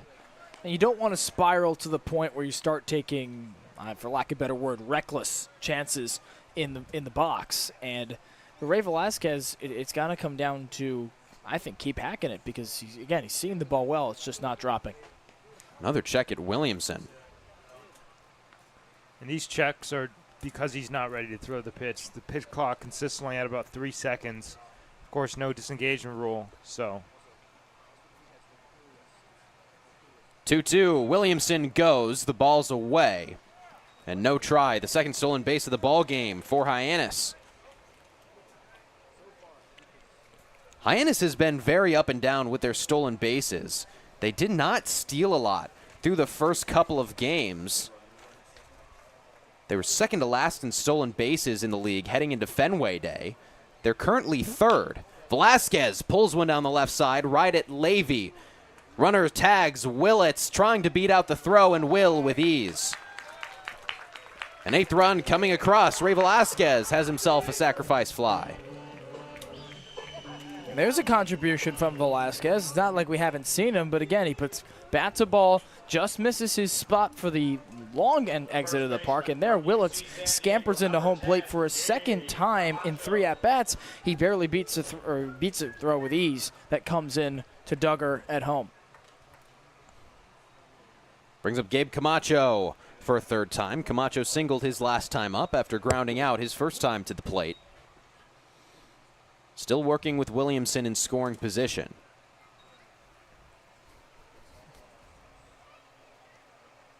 Camacho had a really hot June, was batting .333 through his first 4 games of that month, but since then, he's been 2 for 14 with 3 strikeouts.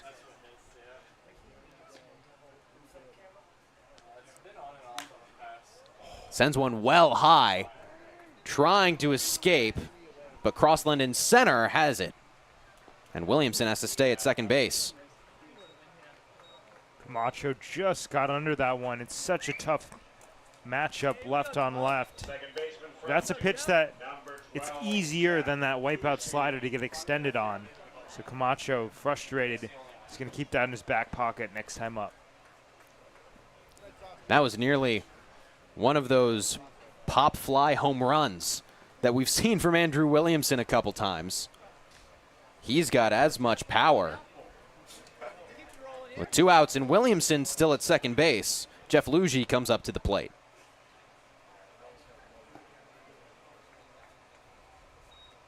Lugie only played 8 games at Duke in his 2025 season.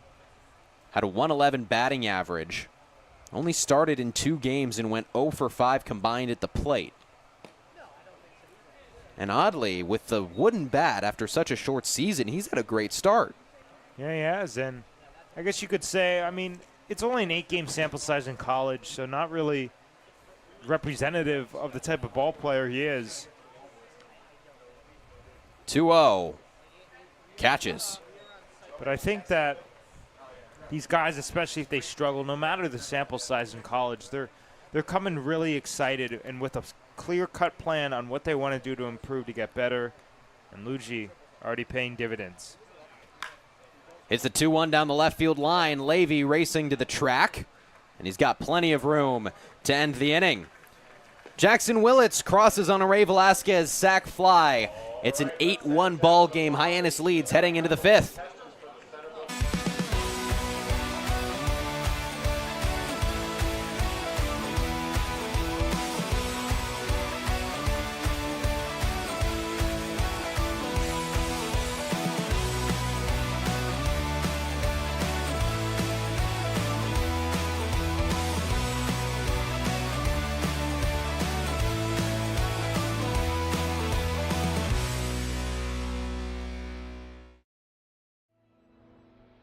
Your future begins at Dean College. Make a difference. Leave your mark. Break the mold. Be a leader. Achieve unimagined heights. Believe in yourself. Make lifelong friends.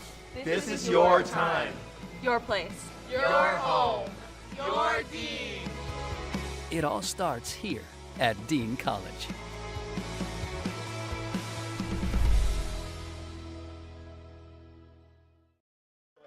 New pitcher on the mound for Hyannis in the top of the 5th inning, right-hander Eddie Copper III.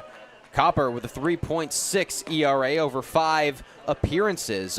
Nearly all of those have been towards the very end of a ball game in a closing and a save situation. This might be the first time that we've seen him appear in the middle innings, coming off a good showing against Harwich.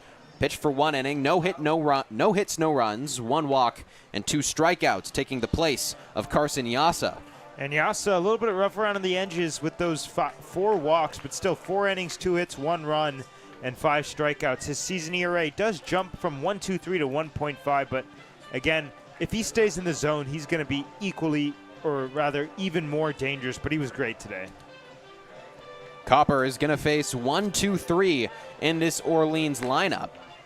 And Max, seeing that he is usually the closer and he mostly just pitches for an inning, would you expect at this point it's just kind of like a bullpen game, putting in one guy for an inning at a time? It's tough to say. I would say it depends on how economical he is, but I would assume that Mitch Carricker's got in his plan 2 innings for Eddie Copper. Anthony Potestio leads off, trying to make his first at-bat of the ball game. He's drawn 2 walks. And the sub for Eddie Copper comes at a pivotal moment because he also would have seen the order for a 3rd time, which Max, you alluded to, with the fact that he's already stretched beyond further than anything he has. At any point this season, when you have that sort of length and it's very new, seeing the order for a 3rd time is just a recipe for trouble. Potestio, rising junior at UC San Diego, trying to get to Eddie Copper fast. But he's down 0-2. Cues it foul. Played 40 games at UCSD. Teammates with one Gabe Camacho. He had a very strong 323 average. He fouls off another. That one goes off the helmet of Brody Briggs. UCSD was in the March Madness NCAA tournament, correct, this year? Believe so. As a 12 seed? It was the first year they were eligible to be in the tournament, so it was pretty crazy. I don't remember. Now that I think about it, they were. I trust your memory, Max. Because I had them going to the Sweet 16 and they lost first round.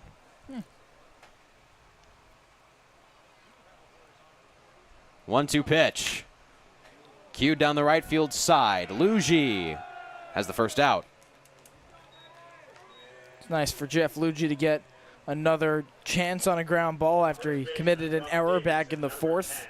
And just that's exactly how you want someone to, move past a mistake like that. Get another chance immediately.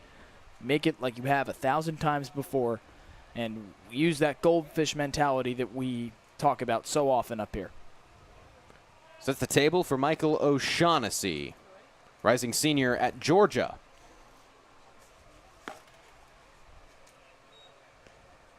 In his junior season, had a .369 average. Unbelievable, especially considering that's against SEC opponents, the best baseball in college right now.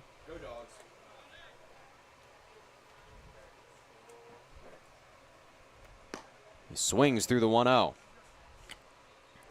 He went 1 for 4 in the last game against Chatham. Had a single, stole a base, scored all 3 times that he was on base. And it extended an on-base streak to 11 straight games. He extended that to 12 straight games back in the third when he singled. 1 for 2 on the day, lined out to Jason Walk his first time up back in the first inning.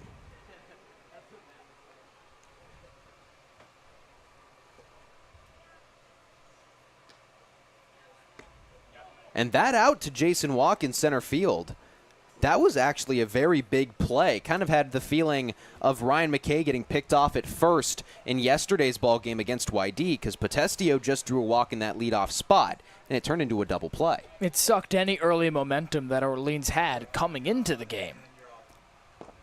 Additionally, Graham, because it comes, about as soon as it can possibly be in that first inning, it doesn't help Orleans' case when they're trying to shake a rocky start entering tonight, and they're playing a very difficult pitching staff.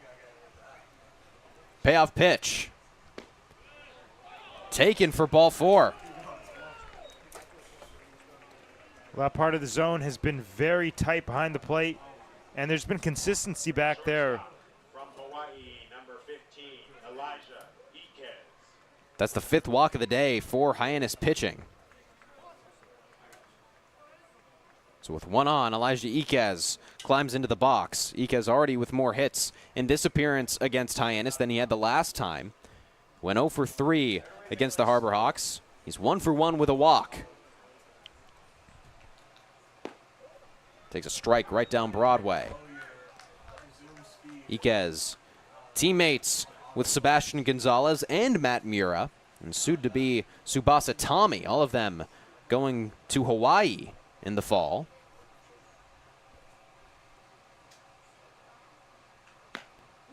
That one's well inside, nearly hit Iquez on the hands. Hawaii had a pretty good season, 35-21 in 2025. Fell to Cal Poly in the Big West Championship game. They made their way to the NCAA tournament. As well late to the 1-1.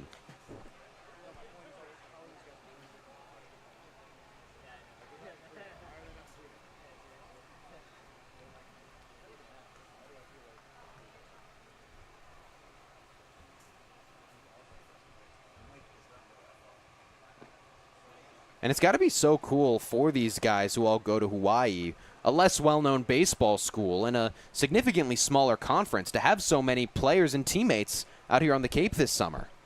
Matt Mura already made for an interesting discussion this upcoming fall. Hit that first inning home run off his teammate last Friday.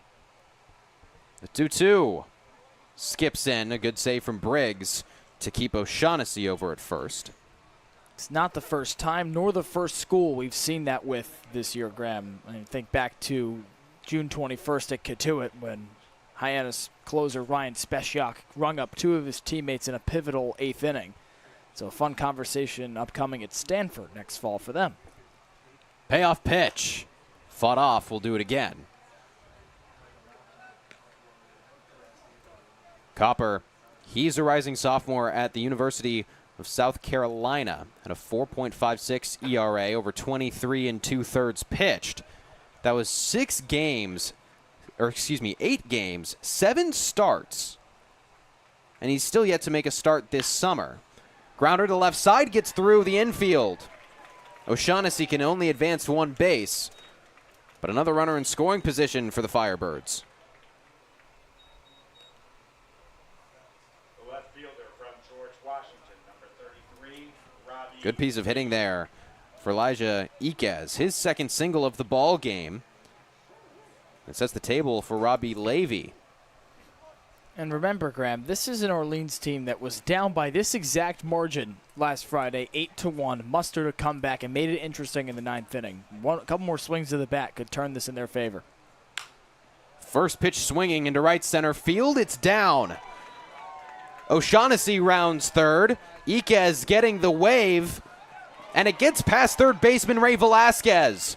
2 score for the Firebirds. And just like that, they're back within striking distance. Well, Eddie Copper backed up the wrong base. He was behind home plate instead of third base, and that's what allowed the ball getting away. They always teach you, unless it's the last run to come across and score, you got to go to third base. And look, Hopper not even in frame right there. Ray Velasquez looked like he just took his eye off the ball. Just mentioned with Jeff Lugie over at second, Max, how important it is to make sure job number 1, get the ball in the glove. And Ray Velasquez just totally whiffed it. Now Hyannis going to have a little conversation on the mound.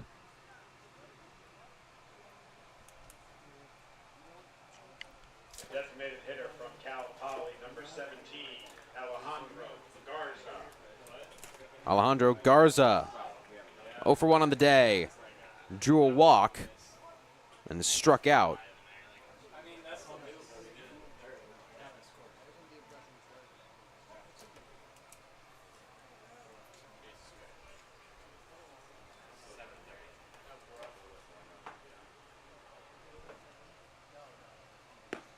Garza takes a strike. He's been one of the hardest outs to get over those past couple games.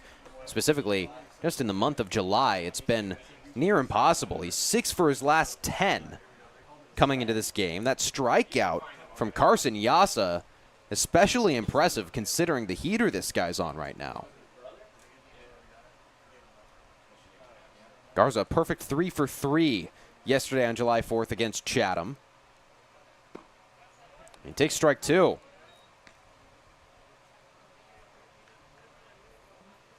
Garza, a Cal Poly guy, would have beaten all the Hawaii players at this ballpark in the Big West Championships.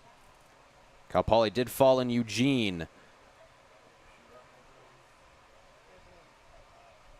0-2. Swung on and missed. Out number 2. There's a good recovery from Eddie Copper. Pick up your first strikeout of the outing after the damage comes across to the tune of 2 runs in this inning. And he goes to it with that breaking ball. Hasn't been his wipeout pitch yet this season, as he's got a fastball that works up into the mid-90s, but uses it there and it works for him.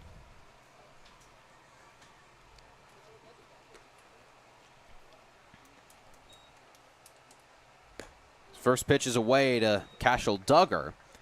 And there were a lot of question marks about Eddie Copper coming into the summer season. Did not pitch in 2025, redshirted this year, and he allowed 2 earned runs over his first 3 appearances. But since then, he's been perfect. Swing and a miss from Duggar. And he's moving on to a new school as well, Graham, as he's headed to Charlotte from South Carolina. But so far on the Cape, despite that sporadic playtime with the Gamecocks, he's shown that he can be a guy that can shut things down. His 1-1 is fouled off. Pretty good crowd on hand on this 4th of July weekend. It was packed at YD yesterday. Hyannis always seeming to draw a good crowd right by Main Street.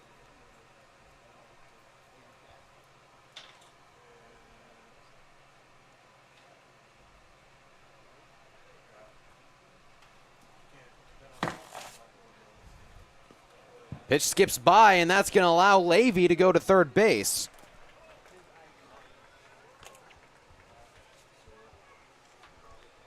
Excuse me, that's actually Elijah Iquez. That runs over to third. And Graham, it just seems like Copper, despite having settled in after that damage in this inning, can't find his spot with the breaking ball outside of that strikeout. Fouled off.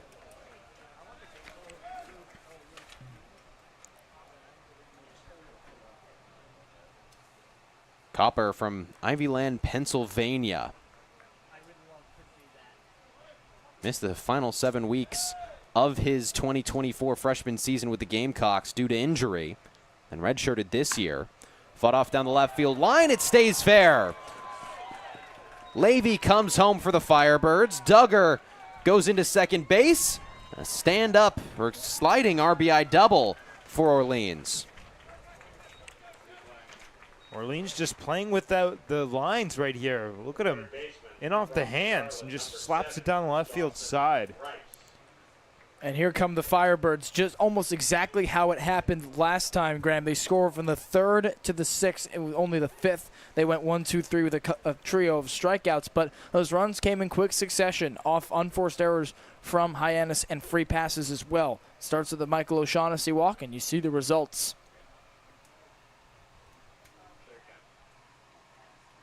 Dawson Bryce takes a ball. These are the kind of innings where it really feels like Hyannis has struggled. The long, drawn-out innings. The longer that the opposing team can make a half inning, the more the pitchers have trouble getting out of it. That one nearly clips Bryce. We talked about crooked numbers the other day, Graham, and this is the first one of the game for Hyannis with a 3 on the scoreboard. And that's exactly what's been their Achilles heel, as you mentioned. 2 straight balls to Dawson Bryce. That one just creeps in for a strike. Copper really struggling right now, finding the strike zone.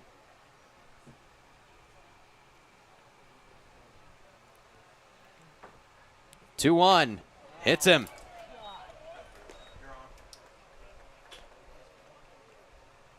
It's all unraveling for Eddie Copper and Hyannis. And we've got an arm warming up over in the left field bullpen for Hyannis. Looks like Tommy O'Rourke warming up. And Blaze Martinez, the pitching coach of Hyannis, going to come out and talk to his pitcher on the mound. That's the 6th free pass for Hyannis in this ball game. The first hit batsman. But that now makes it 29 free passes over the last five ball games, 28 walks. That's the story of the recent struggle for Hyannis, Graham. If you're going to circle one thing on either end, yeah, you can point to the offensive, I guess, fire the offensive fire being put out, but on defense is where they've really struggled. Ball away to Luke Nixon. Just doesn't seem to have it. Not missing close to the zone at least.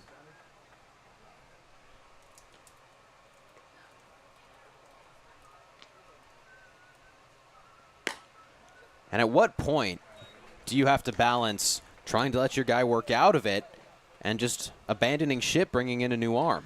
I think the leash is getting very tight. I think that if he issues a free pass or he gets a big hit right here, that's it. 2 straight balls to Luke Nixon. And he foul tips the 3rd pitch. And to point to a specific point, you've got the, if you extend this inning right now, if you're Luke Nixon, the tying run comes to the plate. I think that's it right there, as Max said. Nixon yet to have an RBI this season. Over 8 starts, 11 games played. Crushed to right field. Williamson can't get it. That's going to be the first RBI of the season for Nixon. By the hair of his teeth.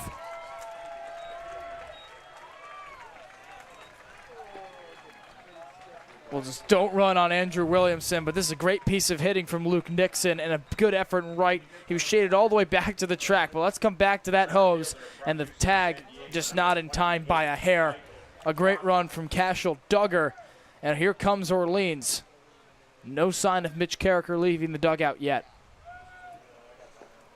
Well, I made a mistake that many runners have already this season. I almost ran on Williamson. I looked down the second that ball was in the outfield, and he nearly got Duggar at home. First pitch strike to Crossland. Max, surprised to see no movement from Mitch Carricker at this point? Yeah, I mean, maybe to get the right-on-right matchup with the left-hand-hitted Potestio on deck. Swing and a miss. 2 quick strikes from Copper. Although O'Rourke already in the bullpen, but it's his inning, I suppose. 1 strike away from ending it. Keeping a slim lead now for Hyannis. Skips past, a runner's gonna come home.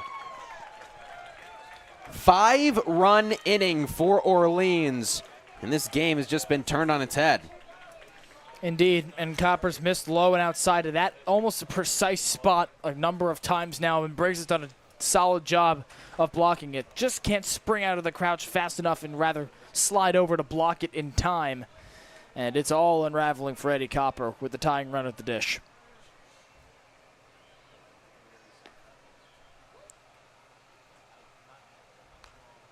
Foul tip on a check swing.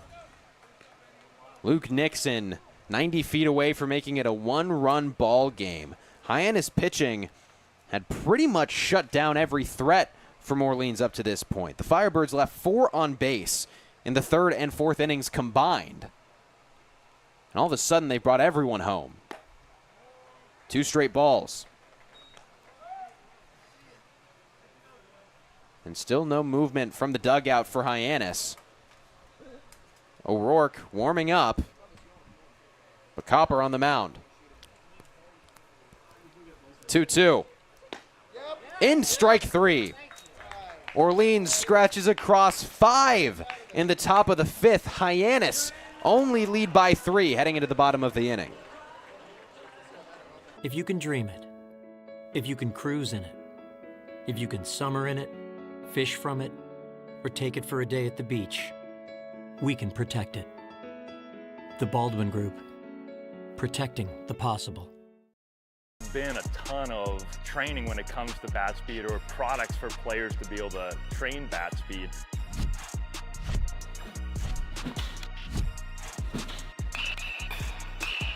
You can improve your bat speed and reach your goals working 10 to 15 minutes a day on this a couple of times a week. That's a no-brainer for every player. Cape Cod 5 is proud to be the official banking partner of the Cape Cod Baseball League. Cape Cod 5 offers a broad range of financial products and services tailored for every stage in your financial journey. Reach out to us. We're here to help. Hey Harbor Hawks fans, did you know the NAC Cape Cod is the official Light Up the Park sponsor of the Hyannis Harbor Hawks all season long? Thanks to the NAC, the lights at McKeon Park stay bright all summer as the future stars take the field. With 2 convenient locations in Orleans and Hyannis, the NAC is the perfect spot for a burger, taco sandwich, and much more. Visit thenaccapecod.com to learn or order online. Well, we've got a busy inning. We've also got the answer to who's that Harbor Hawk, Max Schwartzberg. You got it right. I did get it right. Ball knowledge. That one took me a while to, yeah. Was it this 2015-16 San Diego Padres because season? I was just thinking, like, because it was a pitcher, and I was just trying to think of, like, pitchers that were on that team that still play today. And then finally I was like, oh, my gosh, Colin Ray. There it is. There it is. I don't even know who that is. I don't either. I do now. Very well done. Thank you. We got to make – I got Cam Smith, so I'm like 2 in like whatever we are, but I don't know. I don't have enough knowledge to make it a segment. I can't get it. Jason Walk takes a ball. We could keep a running tally. I would say right now that I will lose if we do said tally. But you two might have a pretty good competition. I'd gotten 3 of the prior 4. I'll take that. Walk twists out of the way. And you mentioned Jason Walker, switch hitter. We also talked about how he switches bats when he switches sides of the plate. So he batted lefty the first time. Now he's facing a lefty, so he'll go to the right side and use a different bat. He crushes one to center field, but right at Michael Crossland. The second fielder makes the first out.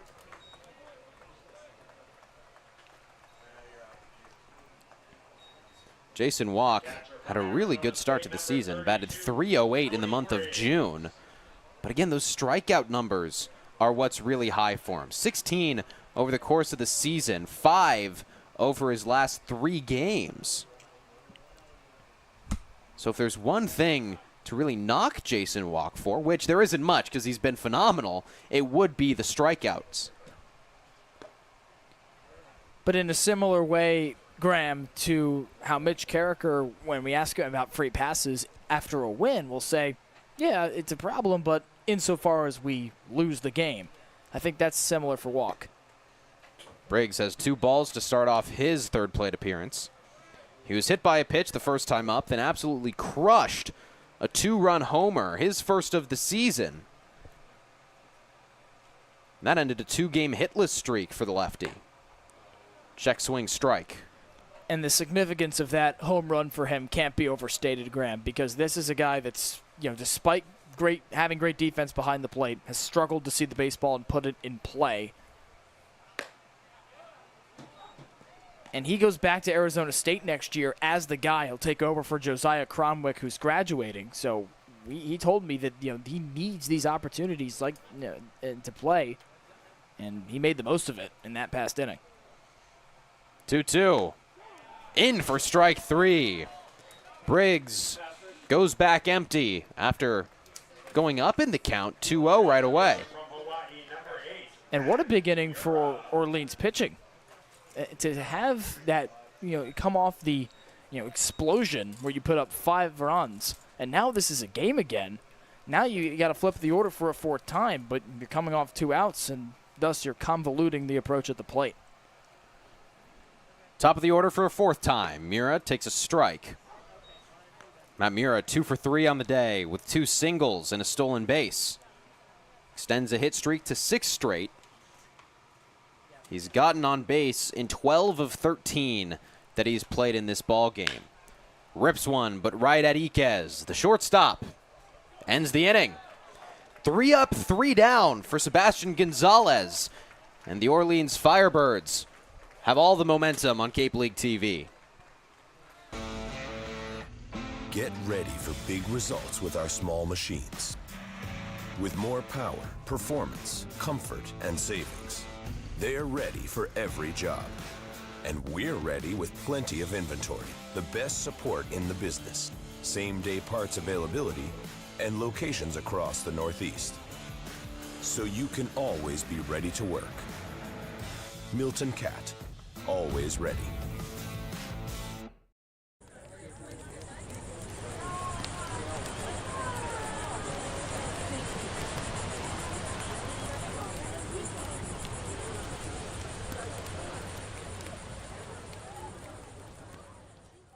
If you can dream it, if you can cruise in it, if you can summer in it, fish from it, or take it for a day at the beach, we can protect it.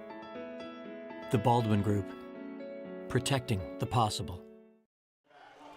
Hyannis going to a new pitcher on the mound in a close ball game. Top of the 6th inning, Tommy O'Rourke will make his 4th appearance, or 5th appearance of the Cape League Summers. Got a 3.38 ERA over 5 1/3. Coming off a tough last appearance against Brewster on the 25th of June. He went pitched for an inning, allowed 3 hits, 2 runs, both of which were earned, struck out 1, and he's coming in for Eddie Copper, who struggled right before him. And a tumultuous 4th outing for Copper in just 1 inning in relief of Carson Yasa. He allows 4 hits, 5 runs, all of them earned, walks just 1, and strikes out a couple. A difficult inning for him, Graham, after he hadn't allowed more than a run in those prior 3 appearances, all in relief just like this one, and he will have to rebound next time. And it's going to be 1-2-3 due up for Tommy O'Rourke, starting with Anthony Potestio as we play Beat D-Bot. D-Bot, you've been struggling a little bit lately, man. You got a losing record. Yeah, my record looks like a Jeff Fisher coached football team, so not great. First swing poked foul. Well, D-Bot, we've got a player for you that's not only a position player, but he's also in the lineup tonight. Alejandro Garcia goes to Cal Poly. God. All right. Brooks Lee went there. The 0-1 catches. His dad's the head coach. They made a run. I remember I couldn't fall asleep one night. I couldn't fall asleep one night. There's a strikeout to start the inning. You've got me distracted, D-Bot. Yeah, couldn't fall asleep one night this summer or early summer during the WCC or wherever conference they're in tournament, and I was watching them play, so I really should know this. Gosh. The Mustangs? Wow. Out of his back pocket, D-Bot gets an important win. Now my record's the same as if Jeff Fisher coached during the modern 17-game season. First pitch skips into Michael O'Shaughnessy. Can I ask a question here? Why was Jeff Fisher the first coach that popped up for you? He's like notorious for going 7-9. I guess so, but you could have picked, I guess, Mike Tomlin fits the 9-8 bill. They've never had. That's the 9-8 bill. Be for real, Gio. Come on. Missed the playoffs either way. Thank you very much, D-Bot, as per usual. As Tommy O'Rourke gets a fly ball down the left field line, foul for O'Shaughnessy. O'Shaughnessy, 1 for 2 on the day, a single, a line out, and he also drew a walk his last time up.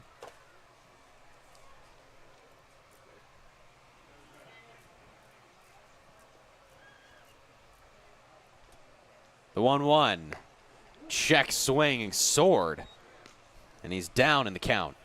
That's a dirty breaking ball from Tommy O'Rourke. We've seen him maneuver through his first two. We saw him maneuver through his first two appearances very well. Just 2 1/3 innings work. Only 1 hit allowed. That last time out against Brewster, a little troublesome. And what was so troublesome about it, Graham, is that he missed his spot with his go-to pitch, the fastball, a lot. Only struck out 1, 3 hits, 2 earned runs. And he allowed a homer on a fastball as well. So something to look at as O'Rourke begins another outing here. 2-2. Make it a full count. O'Rourke was picture perfect through his first 3 appearances. Only allowed 1 hit over, I got to do quick math, 5 innings pitched. We've got a third on there and 2/3 on there. No runs, 1 walk, and 8 strikeouts. Payoff is high. And it's a pitcher with a lot of experience. He's just graduated from Vanderbilt. He's had a tumultuous, a sidewinding baseball journey through a couple of injuries. He used to kick field goals as his solace when he, injured his lat twice in a row on the topic of football. And now he comes to the Cape and Hyannis for a second time, trying to get as many reps as possible as he looks to further his baseball future. He faces Elijah Iquez. Now the threat of Robbie Levy, the cleanup batter. And he delivers a fastball high. This is where the Brewster appearance started to get away from him. A walk or a hit, and then all of a sudden the fastball missed. Feels like we've said that about every pitcher tonight, Graham, but that's because that's exactly what Hyannis has struggled with recently. Whipped to the left side, and it's over Jake Schaffner's head. O'Shaughnessy can only advance 1 base. Iquez has his 3rd single of the ball game. 3rd single in a row as well. And look at this piece of hitting. A fastball, normally the go-to pitch for Tommy O'Rourke, left right down Broadway, and he doesn't miss. And with velo in the low 90s for O'Rourke, again, that's coming off a lat injury as well. You put it in that spot to a good hitter, and oftentimes that's what's going to happen. Sets the table for Levy, the cleanup hitter. 1 for 3 on the day with a single.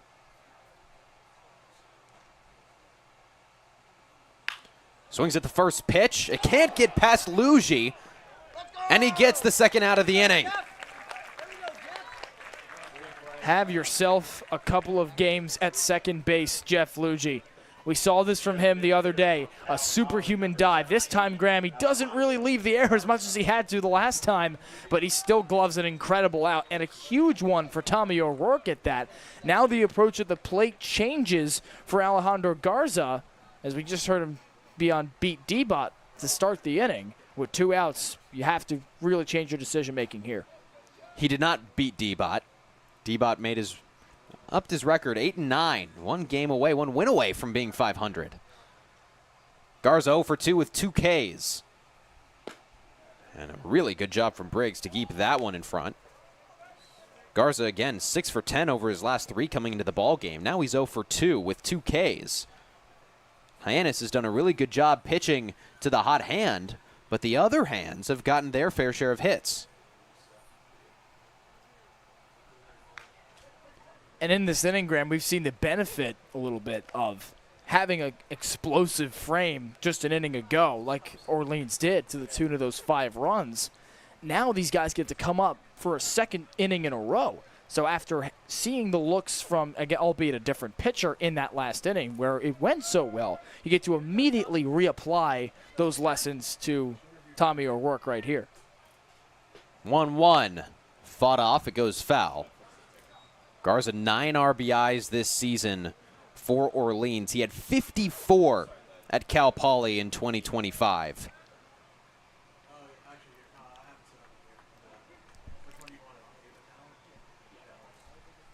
And favoring him as well is the fact that opposing teams are hitting .377 at McKeon Park with runners in scoring position. Hits one right up the middle. Luigi gets the 2 outs, last 2 outs of this inning, and keeps the frame clean. Hyannis with a slim lead heading into the bottom of the 6th. When you need to dig, lift, move, cut, or just about anything else, then dial up the rental source staffed with equipment and construction experts. They'll help you get the right machine for the job and make sure it's delivered when and where you need it. With locations across New England and the newest and most reliable inventory, Milton Rents is your local source. When I started teaching on the Cape 30 years ago, you could buy a house on a teacher's salary. But today, teachers, public safety officers, healthcare and hospitality workers, the people who make the Cape work, are struggling to find homes they can afford. And I really worry about the kids who will follow us. I think it's time we learn to do better. If housing on Cape Cod matters to you, join us at capehousingmatters.org. Cole Triba on the mound for his 2nd inning of work. UC Santa Barbara Rising Jr. has 4 appearances already underneath his belt and 1 inning to go along with it here. 3 up, 3 down, 5th. He absolutely torched the Hyannis bats. He's pitched for 7 innings coming into this appearance, a 2.57 ERA. Coming off a pretty solid season at UCSB for the Gauchos. Over 31 innings pitched, 3.48 ERA. That's spanning 20 different appearances. And that final line for Sebastian Gonzalez, he comes in relief of starter Cal Scolari and manages the game quite well. 1 hit, 1 run, it was earned, 1 walk, and just 1 strikeout in 2 1/3 innings. Now he gives way to Cole Triba with Orleans firmly in this game, Graham, and a chance to fan a difficult part of the order with Schaffner, Willis, and Williamson due up. Schaffner was in the 8th spot in yesterday's ball game. He's batting as the 2nd man tonight for Mitch Carricker. He's 0 for 2 with a walk. He takes a beautiful breaking ball down the middle. And we've talked about this specific at-bat from last night's game quite a bit, the 10-pitch walk that he worked in his first time up at the plate in the 2nd. But we do it so often because it was so good. When you have a at-bat like that, where he didn't even know that it was 10 pitches long, and he works a walk in his first at-bat returning from an 8-game absence, that bumps you up 6 spots in the order.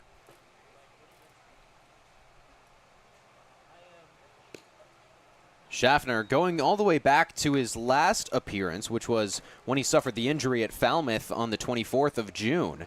He's got a 3-game on-base streak going. No hits over his last 2 games, 0 for his last 4. Now make it 0 for his last 6. Ground ball, Iquez makes it 0 for his last 7. And even when, Graham, he has failed to get on base, doesn't strike out a ton. It's ground ball contact, fly out contact, and sometimes some overzealous swings from Jake Schaffner. But he's been driving the ball very well since returning. Jackson Willits, 1 for 1 on the day. Despite 3 plate appearances, he got hit by a pitch in the first inning, drew a walk back in the 4th. Makes contact with the first pitch in right center field, and that's the second base hit of the ball game for Jackson Willits. Feels like he's in a groove, Graham. This piece of hitting indicative of just that. Jumps on the first ball, breaking ball in the outer corner. Tip of the bat, some real strength from Jackson Willits to deposit it in the right center field alley. And we mentioned this before the game, but if he's, his walks are a bit down, but if he's swinging the bat like this and has the discipline at the plate that we've seen from him so far this year, look out.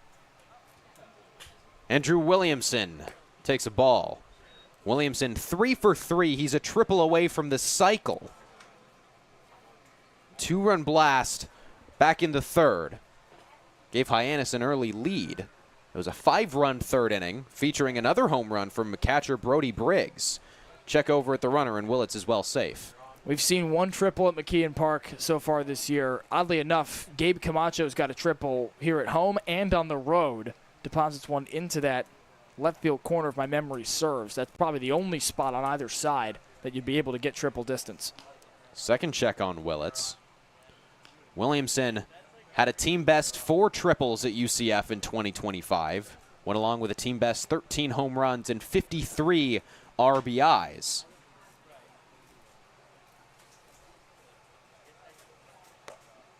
And he doesn't just have power. He's got a phenomenal eye. 34 walks for UCF this last season. Was also best on the team. Had a team high 448 on base percentage with a second best 352 batting average. He shows bunt, but takes a strike. Through 14 games at UCF this past season, he had a 400 flat average with 20 RBIs, 5 home runs, and 6 doubles. Through 14 games with Hyannis, a lower 2.22 average with 8 RBIs, 2 doubles, and 2 home runs. The 1-2. Taken strike 3. 2 down. In the bottom of the 6th inning, Willits still over at first base. What a at-bat, or rather, what a count for Cole Schreiber. With the hottest hitter in the Hyannis order, Andrew Williamson at the plate. That convolutes pitch decisions, towards the center with the zone. Anywhere he can drive with a power-hitting lefty, he works it beautifully there for the K. Check over at Willits again. The 3rd time that Schreiber has checked on Willits since he hit a single. Ray Velasquez up to the plate, 0 for 2 with a strikeout and a sacrifice fly. He also popped out to first baseman O'Shaughnessy his first time up in the 1st. Rips the second pitch. It gets by the pitcher, but cleaned up by Luke Nixon. Willits gets a single, but it was a very quick bottom of the 6th inning. We're going to stay here, catch up with our sideline reporter, Ava Fernandez. Ava Fernandez here with Megan Swenson, our Director of Baseball Operations here for the Harbor Hawks. And Megan, how long have you been with this team? This is my 2nd summer with the team now. Wow. And what was it like last summer? So last summer I was a general manager assistant, so I did a lot of what I'm doing now, but not as intensely. And then I wasn't as involved with the roster management last year. Yeah. But now it's a lot more involved in picking our players and helping find replacements during the summer and all that type of stuff. Yeah, and what kind of goes into making the roster, especially because there's been a lot of changes coming in and out throughout the summer? What kind of goes into that? So it seems like every morning now I'm waking up to text that we're needing a player because someone's either got hurt or someone has to go to Team USA that we didn't think was going to make it, or just all those different types of things that those situations are happening to where we're having to find new players all the time. So we're kind of going through all the different conferences, trying to find players who aren't playing in summer leagues right now and figuring out, are those players injured or what happened and why aren't they playing summer ball and do they want to come play in the Cape? Yeah. And how do you think this team has kind of come together so far this summer? About at the halfway point, how do you think that they've kind of been playing together throughout the summer so far? I think they've all meshed really well together, and we've kind of figured out how to get them all to merge. And but they've we've kind of reached the point now where all the players who were expecting to leave have left. So now we're kind of like, okay, this is our team. This is who we're rocking with for the rest of the summer and figuring that type of stuff out. Yeah. Well, thank you so much. Hopefully we get a good rest of the summer playing ball here. Yeah. Go Hawks. Go Hawks. Bye. Thank you so much, Ava. For those wondering how we get all of our pitch numbers, home run numbers, it is Megan Swenson, phenomenally helpful for us, and she's a busy person right now. Yeah, as the director of baseball operations, this is one of the more trying weeks of the Cape Cod Baseball League summer from a roster building standpoint because the MLB draft looms in mid-July, and guys are constantly leaving and going. Duggar takes a ball away. So now this is the turning point of the season where which teams are going to be built the best, which teams are going to have the guys that can stay the longest because certain schools want their guys back at certain times. Here's the second one to the left center side. Jason Walk is called off by Mura, who makes the catch. And it's good to hear Megan say that this is the team that's set as it is because not only is it playing very well right now, but the team that's got that most depth, Graham, and avoids injuries obviously, and has the guys that stay the longest is often the one that wins. And the team is deep as well. They've got a lot of swingers right now in this lineup, and we don't see Ryan McKay. We don't see Hayden Federico. And this is exactly why Mitch Carricker, throughout the length of the summer so far, both years he's been here in Hyannis, has given guys opportunities, yes, to play a frequent amount, but also to play anywhere and everywhere. 0-1, hit to the right center side. Andrew Williamson, it's gone! A line drive home run that exits the yard.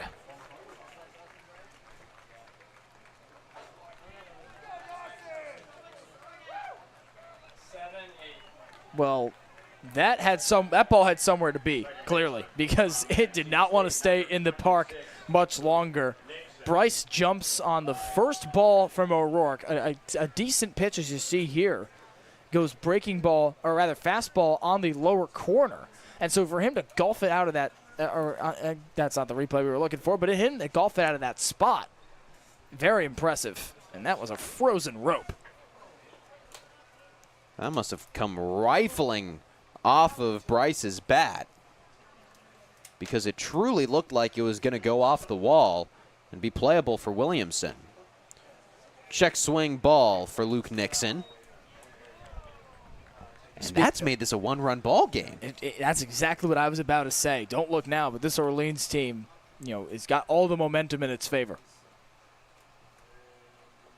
Nixon, a rising junior at NC State, pops one up. Gabe Camacho sprinting from first base, but it's Brody Briggs who can't make a play.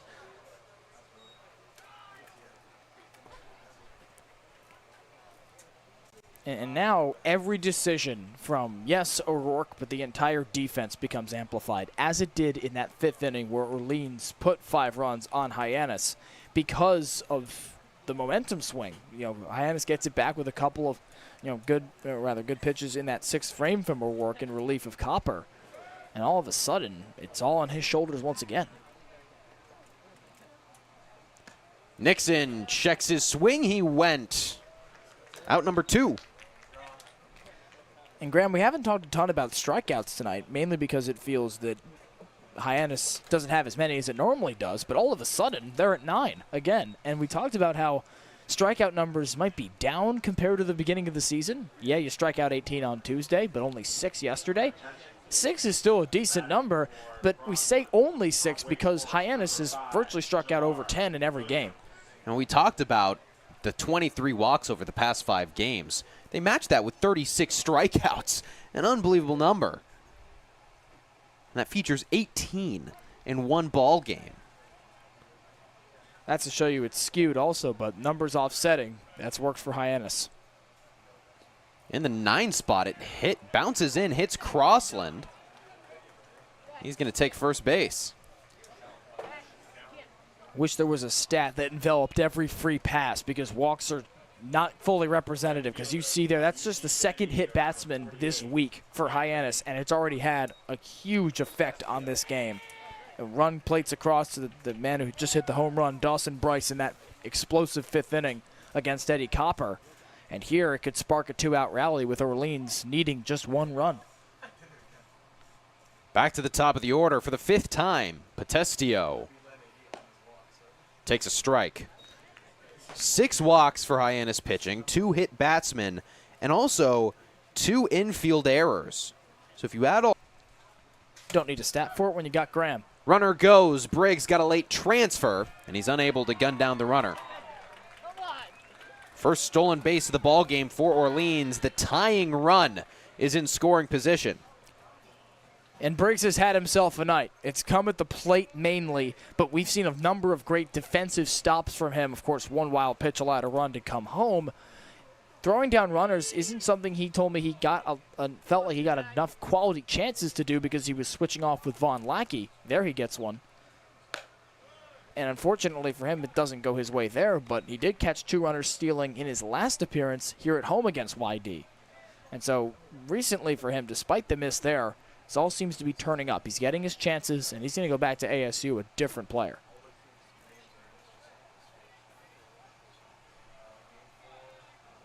A check over on the base runner. Crossland making O'Rourke a little uncomfortable.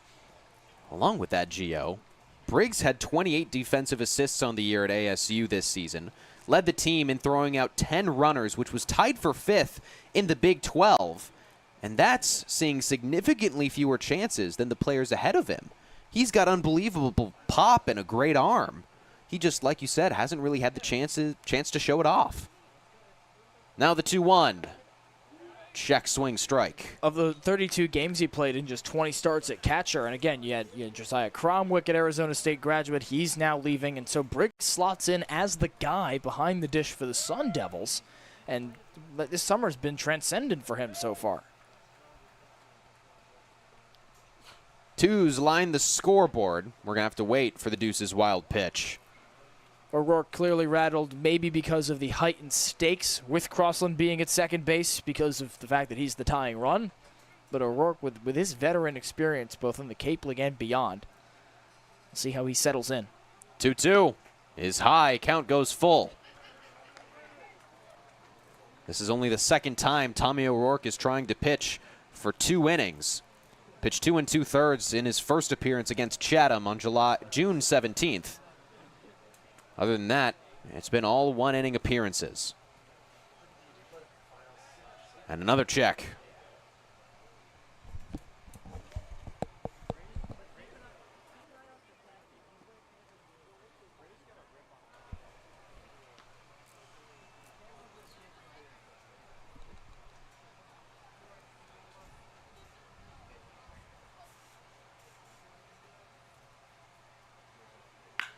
Ripped down the right field line. It's going to stay fair.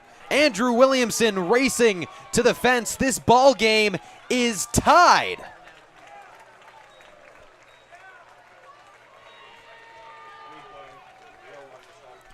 Well, for Potestio, who's worked a number of walks to flank a couple of outs, he just jumps on a pitch from O'Rourke in a decent spot, able to turn on it for a lefty. That's such a difficult place to put it, to get it for Andrew Williamson, who's shaded towards the right center field alley, and that'll easily score Crossland from second. And just like that, we've got a tie ball game.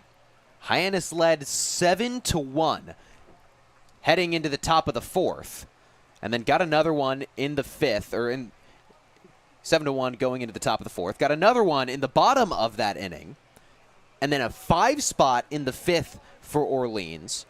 They've put up 2 now in the 7th. The crooked numbers have killed the Harbor Hawks. Second straight game against the Firebirds as well, with an 8-1 lead exactly. And Orleans now this time does something it didn't do last time and tie it. First pitch taking a strike by O'Shaughnessy. Michael O'Shaughnessy has gotten on base in 3 of his 4 plate appearances. 2 walks, a single, and a line out to center.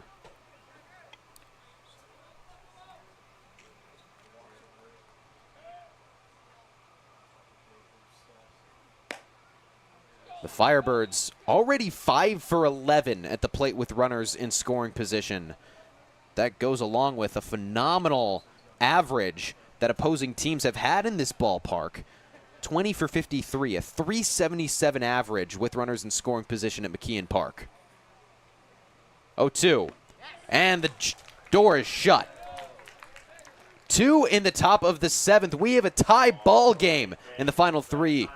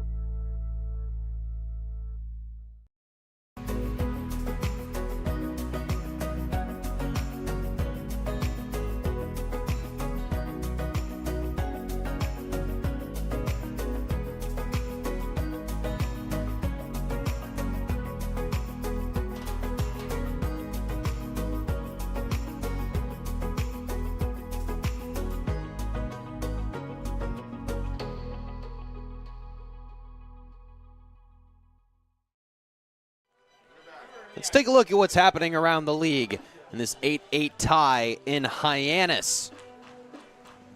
Katuitt absolutely destroyed Brewster in 7. That's the second 7-inning game Katuitt has mustered up in June. It was a 14-run second inning. Sixth inning. Thank you, Daniel Bottolino. Harwich taking it to Chatham. Falmouth creeping closer and closer to Hyannis. A win would tie their win column. Bourne ahead of YD. And then, of course, we're here tied at 8 apiece. It was a big top of the inning. Hyannis is going to try to match it. Leading off with Gabe Camacho.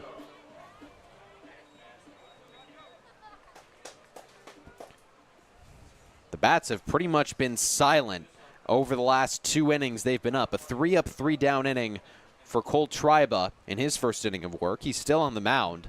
And then he got 3 outs surrounding a Jackson Willett single in there. Just faced 1 over the minimum. And the first pitch clips Gabe Camacho. Just seems like the momentum has been sucked out of Hyannis. After that big inning they had, Mitch Carricker wanted Carson Yasa to really keep the door shut. It wasn't the best inning, and then Eddie Copper, their wheels really came off, and then Hyannis just kind of lost their footing. That's the 5th hit batsman in this ball game. The 3rd for Orleans. Command has kind of been all over the place for both teams. It has not been a cleanly played ball game on either side, and that's why we sit at 2 hours, 24 minutes, only in the bottom of the 7th inning. And a leadoff runner on for Hyannis. It's been a rarity as of late. Leadoff batters have really struggled to get themselves on base. 1 leadoff batter got on base at YD yesterday as Luigi pulls back the bunt attempt. That being said, the leadoff hitters have a 252 average. It's just kind of up and down, a roller coaster ride. And the difference in this game is that Hyannis just hasn't been able to string together consistent hits outside those first couple innings where they do the most damage with guys on base. Luigi puts down a bunt foul.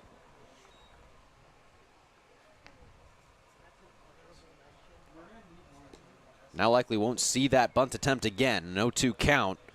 Luigi's going to have to swing. He's 0 for 2 on the day with a walk.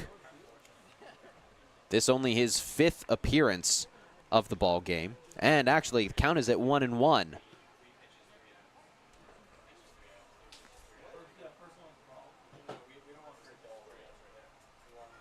Luigi pulls up the bunt, pops it, and it just gets down foul. Well, now you probably won't see it again.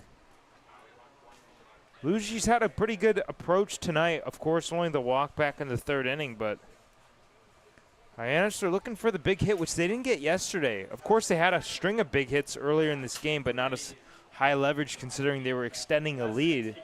But last night, it was like Hyannis was 1 swing away from really rekindling consistent firepower. Luigi has to swing, and he lays off. We've seen Hyannis play small ball already in this ball game, and it did them well. Mitch Carricker trying to go back to that, just get an emergency run through. The 2-2. Catches strike 3.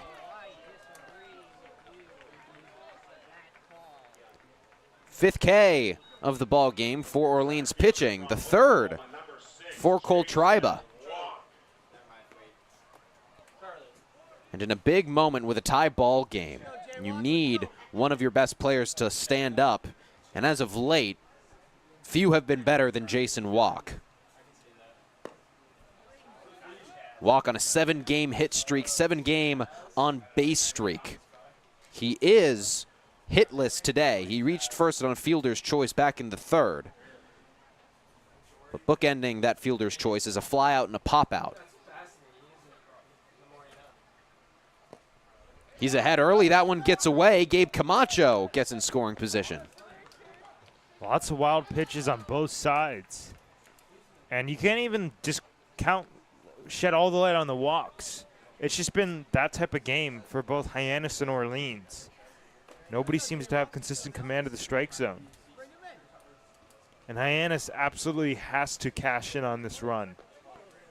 Just the way the momentum has shifted, it's imperative. Hyannis 2 for 9 with runners in scoring position tonight. Big miss from Jason Walk.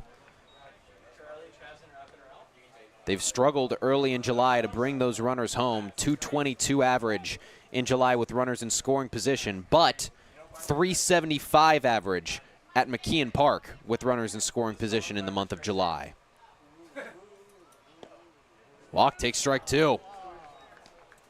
We've seen a lot of takes on strikes that have seemed to be right down the plate. Yeah, and Jason thought that was actually outside. Has some questions for the home plate umpire.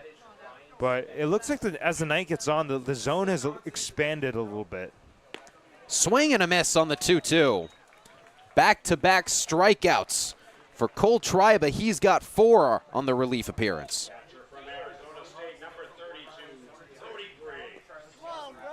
Brody Briggs already has a 2-run homer in this ball game. That was back in the 3rd inning, part of a 5-run third. It felt like it gave Hyannis a lead that would be insurmountable. But all of a sudden, Orleans puts a 5 spot of their own up 2 innings later and ties it up with 2 in the top of the 7th. There's that wipeout slider. Jake Schaffner today told me that left-on-left slider is the hardest pitch to hit in baseball. It's hard from right-on-right matchup, but I can't imagine lefty-lefty. Goes right back to it, and Briggs takes strike 2. It's just so hard to lay off. It looks like it's a strike for so long. And maybe part of it is you're not able to recognize the pitch immediately. You don't recognize it as a slider, so you think it's a fastball down the middle. Because you saw Briggs was still way out in front right there. So clearly the timing was off as well.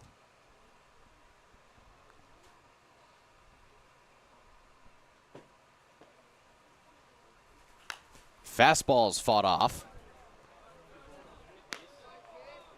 Triba went away from the slider that time, and Briggs was able to keep up. Got to imagine that the slider is due up pretty soon again.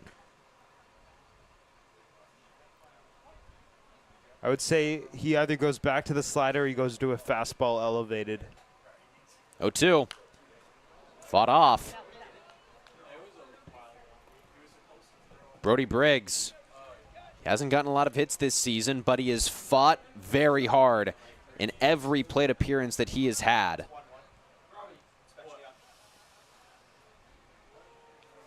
He's got Gabe Camacho in scoring position in a tie ball game. Bottom of the 7th inning.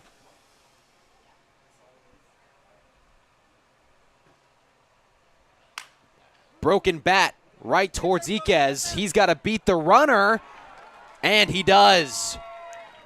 We're still tied at McKeon Park heading into the 8th inning.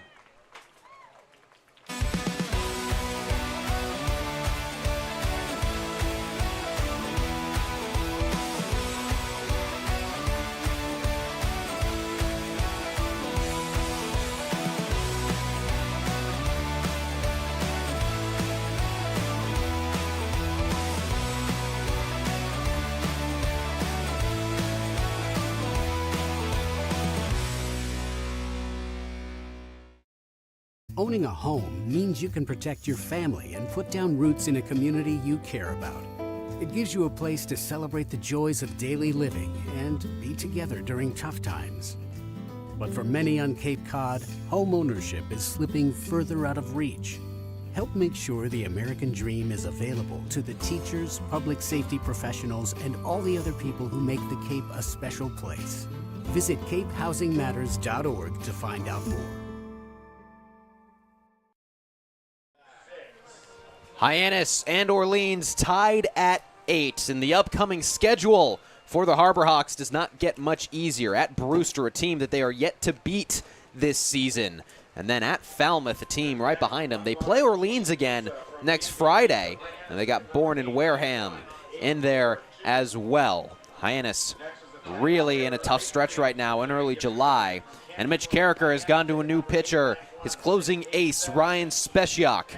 Speciak, a 2.7 ERA over 5 appearances. That's stretching 6 2/3 innings pitched. Struck out 9, walked 5, and he's only allowed 2 earned runs. Both of those came in his last appearance against YD, and a heartbreaker for the right-hander. He came in to the bottom of the 9th inning with the lead. He got the first out, and then YD got 2 big hits and walked off Hyannis.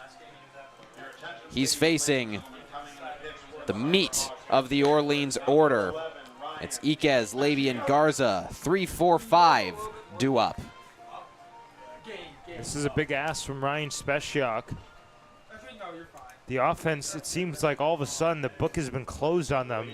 And so where he's at, that's adding pressure on Speciak, but this is the guy that Mitch Carricker trusts against all else. He's going to go for the hold right here. And it closes a tough appearance for Tommy O'Rourke.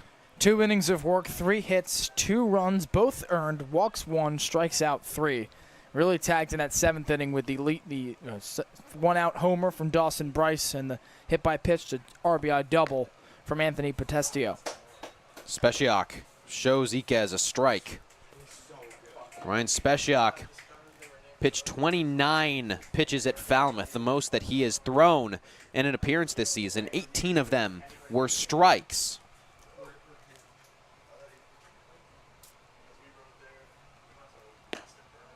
That one just misses. Interesting to see him double up on the fastball inside. But he likes that part of the zone. It seems to be getting called more consistently as the night wears on.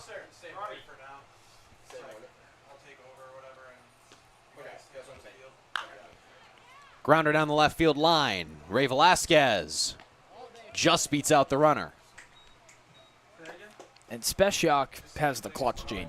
And as we've seen a couple times this season, he asked for back-to-back 5-out saves in that game against Falmouth, as you mentioned, Graham, and in that start, or rather that relief appearance against Cotuit. Seems to come in the biggest moments like Mitch Carricker's called upon from him this season, and has got it done every game but YD this year.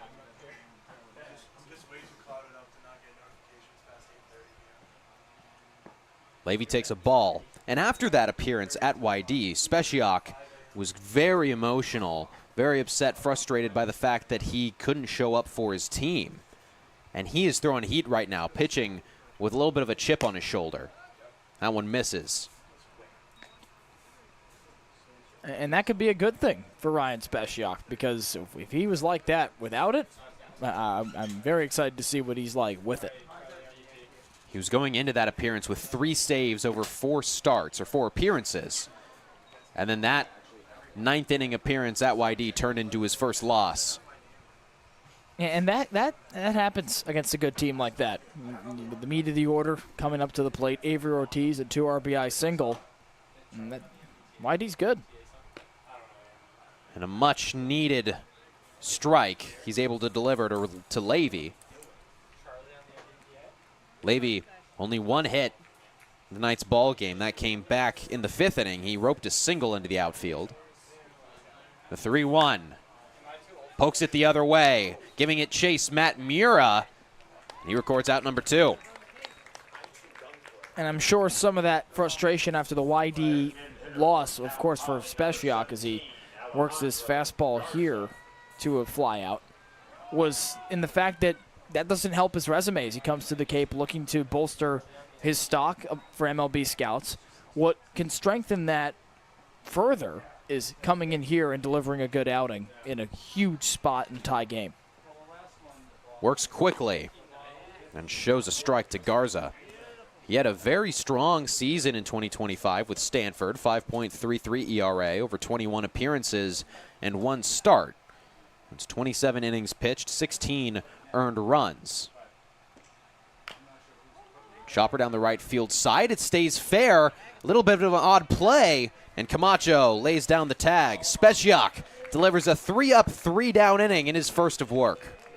At the Mass State Lottery, we know there's no bigger win than the $1 billion we provide each year to support all 351 cities and towns in Massachusetts. Now that's how we all win. The Mass State Lottery. Welcome to the state of winning. This week we've been working a lot with doing play-by-plays, just doing behind-the-scenes stuff with sports broadcasting, which I never really realized how much went into it, but it's been really cool. They've grown a lot. I've never really done like a program like this before, so like seeing all the behind-the-scenes has like really grown.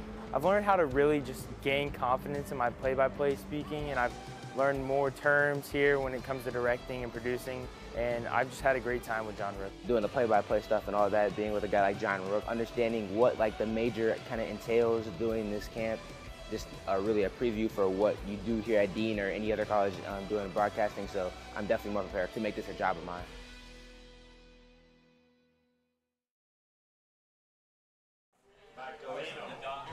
New pitcher on the mound. Isaiah Magdaleno, rising junior at Hawaii, making his third appearance of the season, pitching 3 innings.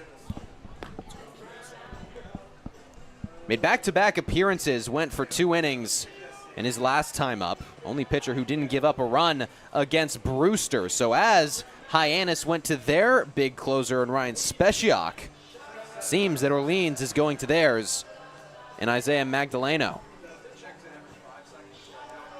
And that closes a very impressive appearance from Cole Triba. Yeah, after Sebastian Gonzalez weathered the storm in 2 1/3, he stretches a full 2 innings and faces 2 above the minimum for those innings. 1 hit, now 4 strikeouts for him. A hit batsman back in the 7th and really weathers that storm and keeps this game tied. Magdaleno facing a very tough part of the order. Matt Mura is going to lead off. Magdaleno's teammate. The last time that Matt Mura faced his teammate on this Orleans team, he took him yard. First pitch of the ball game.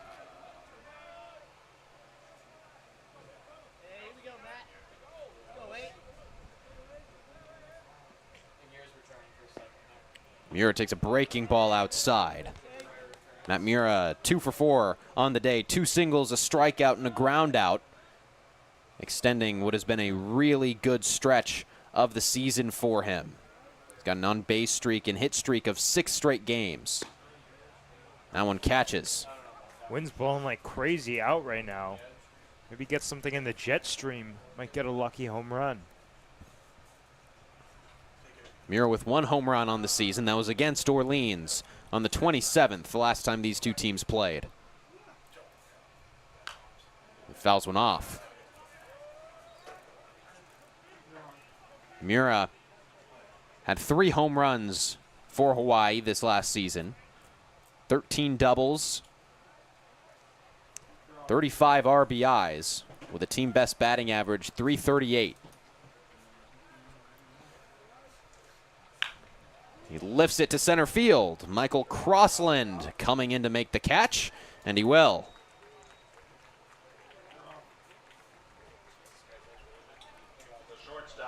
So a big first out for Magdaleno. And a difficult one, too. Mura, again, laying off in ambush mode, a rarity for him, it seems, in these past couple of games. And here he does it and just gets under his pitch there. With full contact, that could leave the yard, but the wind blowing on that flag in right center at his back. Jake Schaffner puts down a bunt. It stays fair at the last moment, called foul. But Hinojosa Take a look here, Graham. Good decision from Schaffner. Quick bunt on the windup, and yeah, looks like it just tailed foul at the end there. Duggar's foot was out of play when he fielded it. Still one out, but an 0-1 count. Make it 0-2. Really good changeup right there. Pulled the string. Schaffner clearly thought that was a fastball. A rare swing and miss from Jake. Schaffner still looking for his first hit since returning from injury back on the 24th of June. And he's going to keep looking. Magdaleno with his first strikeout, the 7th of the ball game for Orleans pitching. The designated hitter from Oklahoma, number 20, Jackson Willits. Jackson Willits has gotten on first base every time that he's come up in this ball game. 2 singles, got hit by a pitch, and he drew a walk. Such a Jackson Willits stat line. Swings through. Extends a hit streak to 6 straight and on base streak to 20 straight. That tailing back to the end of his season with Oklahoma. He had the 3rd most walks for the Sooners, 2nd most hits, 2nd most RBIs. He's down 0-2. Just like Jake Schaffner, Willits goes down early. Magdaleno looks comfortable. And if he can get to first base again, it would bring the hottest bat in the lineup in Andrew Williamson to the plate with that go-ahead run aboard. Magdaleno is fouled off. Jackson Willits plays a hard out. Drawn the 3rd most walks in the league, 13. Make it 14 after the one back in the 4th inning tonight.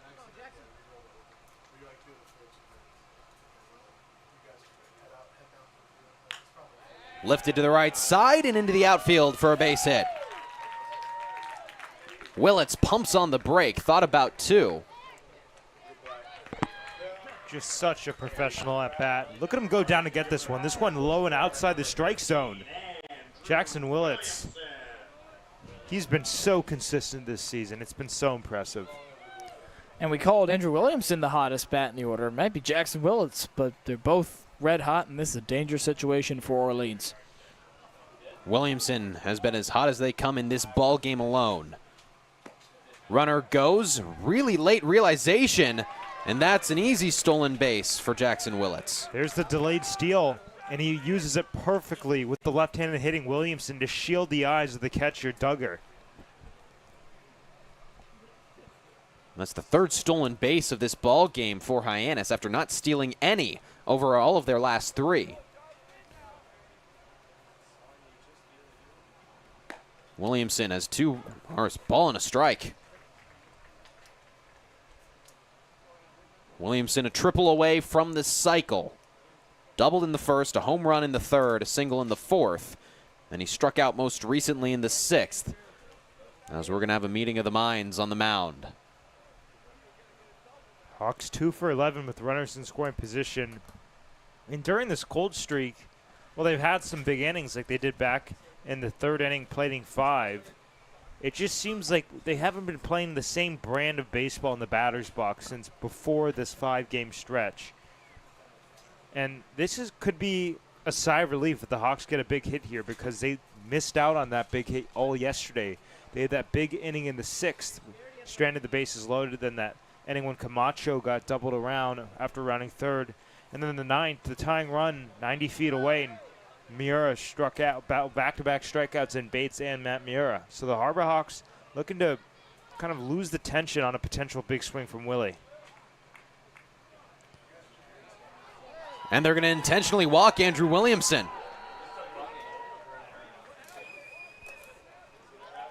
Call it a tip of the cap or just a diversion to facing him.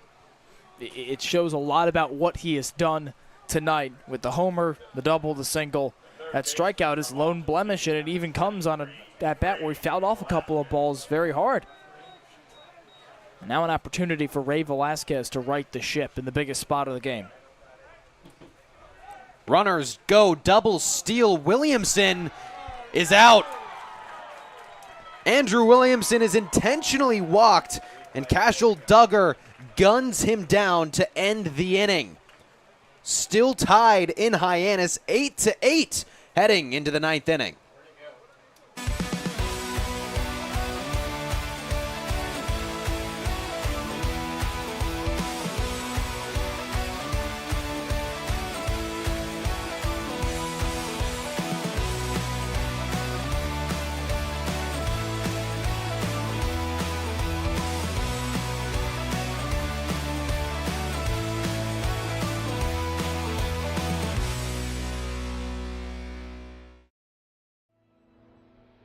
Your future begins at Dean College. Make a difference. Leave your mark. Break the mold. Be a leader. Achieve unimagined heights. Believe in yourself. Make lifelong friends. This is your time. Your place. Your home. Your Dean. It all starts here at Dean College.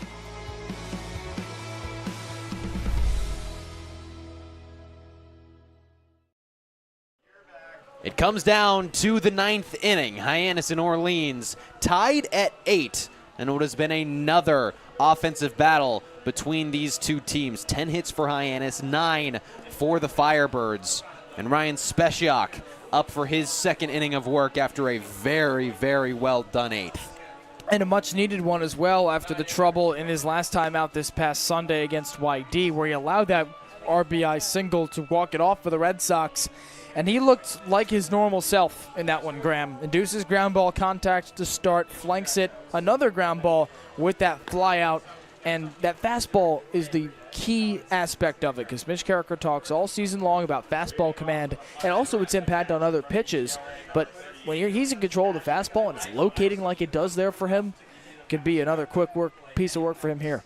6, 7, 8 due up for Orleans, starting with Cashel Duggar, the catcher who just made a phenomenal play to end the 8th inning. Hyannis tried a double steal with 2 outs, and Duggar cut down Andrew Williamson going to second base after he was intentionally walked.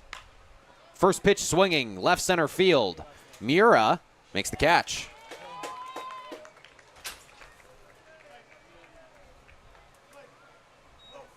Very interesting choice for Mitch Carricker to send the double steal. Reminder, this broadcast is a copyrighted production of the Cape Cod Baseball League. Any unauthorized duplication, retransmission, or other use is strictly prohibited.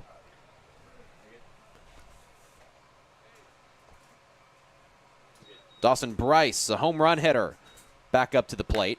First pitch swinging as well. Schaffner gets out number 2. How about that? 2 pitches, 2 outs. 5 up, 5 down for Speciak, who's been automatic. Second baseman from NC State, number 20. So Luke Nixon, the last chance for Orleans to put one up in this 9th inning. There is extras on the Cape Cod Baseball League. It happens to all of us, Graham. It sure does. Happened to me against Orleans. Been a long game. First pitch is away. Only 1 extra inning, though, so we play now. This would be, doing some quick math here, 10 more outs without any scoring. It's a tie.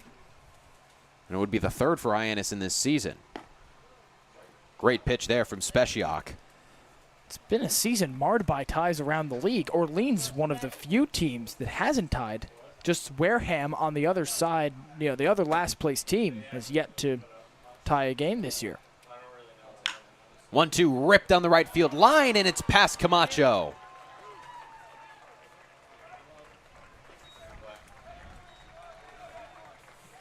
Just a tough break for Speciak here, Max. And you see the fastball come over the middle and a hard hit ball. Camacho makes the great effort, just a little bit too hot for him to glove it. Got the glove on it, but not able to get the ball in the glove. It was hit really hard. Go-ahead run is on base, but still a ways away. 270 feet exactly as Michael Crossland comes up to the plate.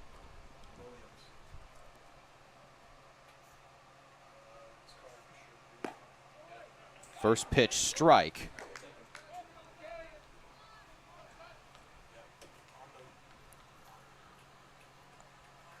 And it is Javar Williams up to the plate. Pinch hitter for Orleans in the 9 spot. Runner goes, and it's fouled off. We saw Williams pinch hit also late against Hyannis back on the 27th. Second time they pulled him off the bench against these Harbor Hawks.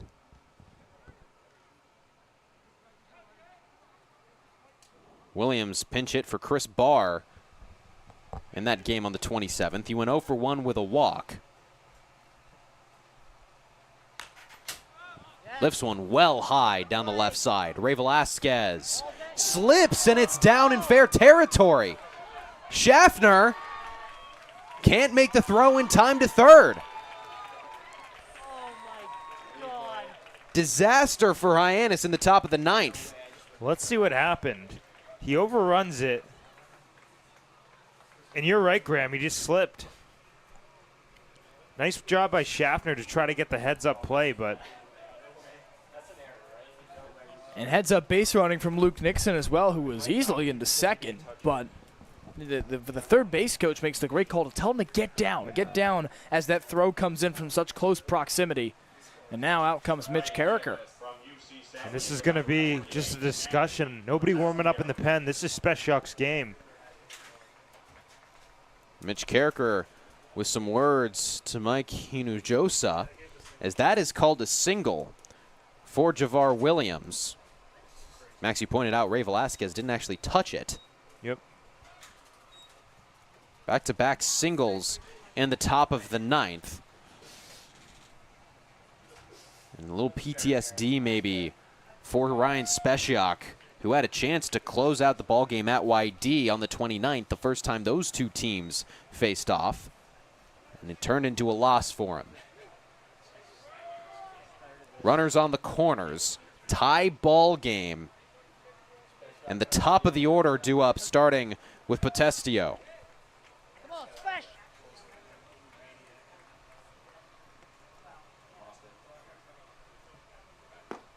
Takes a ball low. Potestio 1 for 3 with 2 walks and a strikeout. That one hit was a double back in the 7th, his last time up to bat.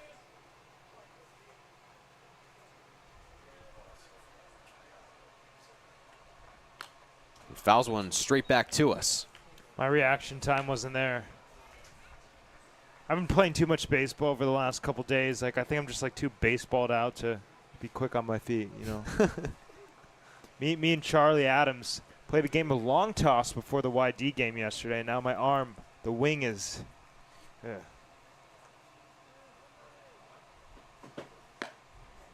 Potestio's ahead.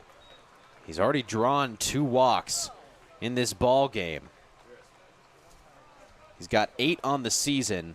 Drew 28 at UCSD in his sophomore year. He also drew 2 walks against Chatham yesterday for the 4th. He fights one off down the left field line. Count goes to 2-2. Well, during these high leverage situations, of course, that game on the 21st versus Cotuit and then the Falmouth game, it's been the strikeout that Speciak has gone to. Interestingly, he hasn't struck anybody out yet. So it could be an opportune time right here. 9 Ks on the season for Speciak. He had 38 with Stanford in his freshman season. And we'll do the 2-2 again. Now he goes back to the fastball there. I don't think he'll triple up. But you don't want to run it 3-2. So it's tough. The right on left breaking ball, you don't want to leave it over the plate. But you only got a small margin of where you can put it that could negate the potential for a lot of damage. And he strikes him out.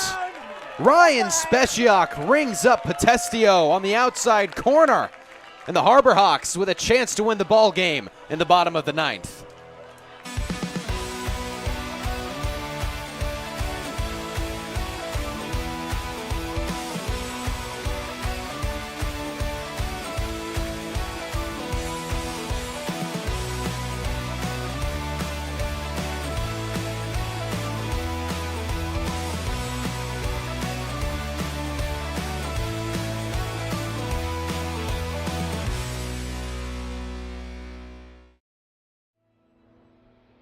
Your future begins at Dean College. Make a difference. Leave your mark. Break the mold. Be a leader. Achieve unimagined heights. Believe in yourself. Make lifelong friends. This is your time. Your place. Your home. Your Dean. It all starts here at Dean College.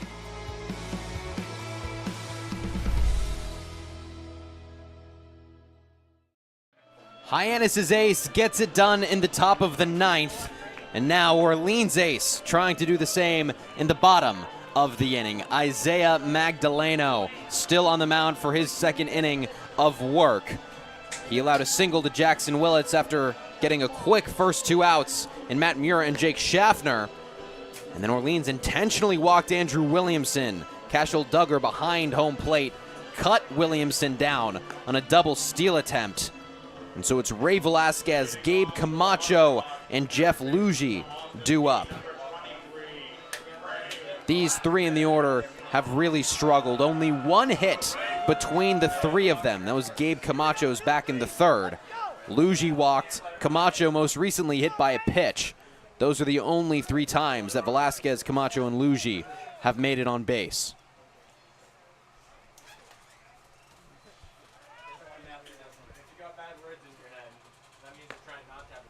Drop in for a strike.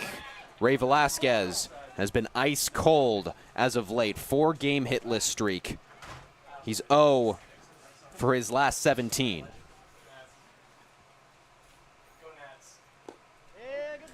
And we've talked ad nauseum this season, Graham, about players making great plays in the field and then coming back up to the plate to try and further it. Velasquez comes off a tumultuous inning in the field where he let that single drop right next to him, and now he gets a chance to rectify it immediately. And he's ahead 2-1. Magdaleno did a really good job in the 8th inning of getting ahead. He was never really down in a count.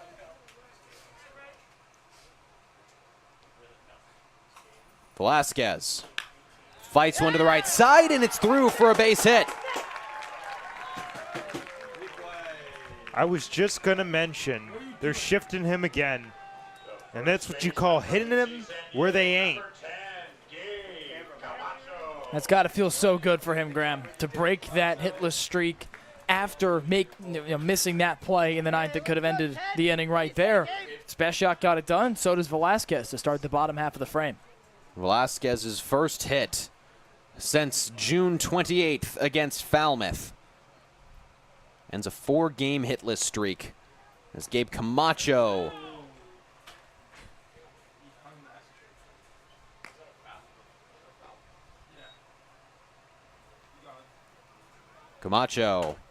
ended a 2-game hitless streak in the 3rd with a single. He's down 0-1. Pulled right at the first baseman, 1 out at first, and the second. A huge double play from the Orleans defense, and the bases are clean. Well, Camacho's single back in the 3rd inning was on a ball outside that he pulled to right center field. He's all pull here once again, a weak ground ball to first, and you could feel the momentum again. The Harbor Hawks try to grab something, but then it immediately gets put at bay. Lugie takes a ball. Rising sophomore at Duke, only played 8 games in the 2025 season. He's making his 5th start tonight for Hyannis.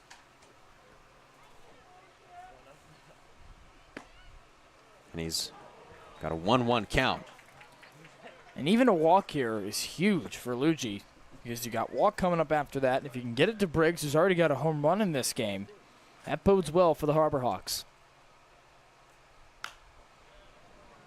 Count moves to 1-2 on a foul ball.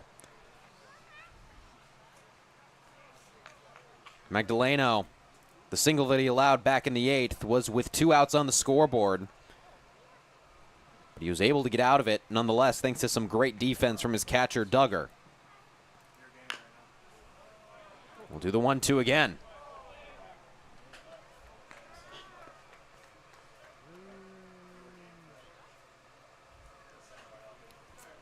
If Orleans sends it to extras, it will be 2-3-4 due up for them, a deadly part of their batting order.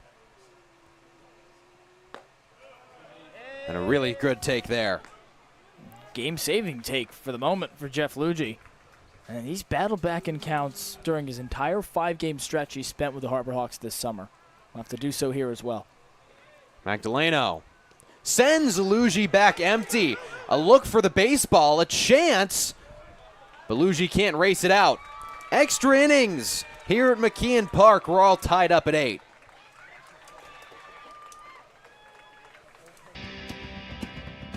When you need to dig, lift, move, cut, or just about anything else, then dial up the rental source staffed with equipment and construction experts. They'll help you get the right machine for the job and make sure it's delivered when and where you need it. With locations across New England and the newest and most reliable inventory, Milton Rents is your local source. When I started teaching on the Cape 30 years ago, you could buy a house on a teacher's salary. But today, teachers, public safety officers, healthcare and hospitality workers, the people who make the Cape work, are struggling to find homes they can afford. And I really worry about the kids who will follow us. I think it's time we learn to do better. If housing on Cape Cod matters to you, join us at capehousingmatters.org. Extra baseball at McKeon Park. Orleans and Hyannis tied at 8 as we head to the top of the 10th inning. Ryan Speciak still on the mound after 2 innings of work. Guys, he has never pitched for more than 2 innings in an appearance this season, so this is really going to test him. It sure will, Graham, and if you want to test anybody in the Hyannis bullpen, this is the guy to do it with the credentials he's put up so far this season. He's been asked for 2 5-out saves. Hasn't been asked, like you said, though, for this much. So we'll see what the strain is on his arm after working a fastball that sits 93-94 in those first couple of frames. He's got the meat of the order coming up, like you said, Graham. And if he doesn't allow any walks, I think that's the key thing we're looking for here. He keeps the sheet clean in terms of dishing balls. I think he'll work through this swimmingly. And this 2, 3, and 4 part of the Orleans lineup has 5 hits and 3 walks on the day. They have been absolutely electric on the base pads for the Firebirds. Exactly who Kelly Nicholson, the manager for Orleans, wants up in this situation, starting with Michael O'Shaughnessy. The only other extra inning game we've seen so far for this season for Hyannis, both teams, Chatham and Hyannis, bunted the automatic runner over. The automatic runner is Potestio at second base. No bunt shown. Instead, it's a swing and a miss. I think you allow O'Shaughnessy, if you're Kelly Nicholson, to take a few cuts, see a few pitches before laying down that bunt. Of course, you can't get it to 2 strikes.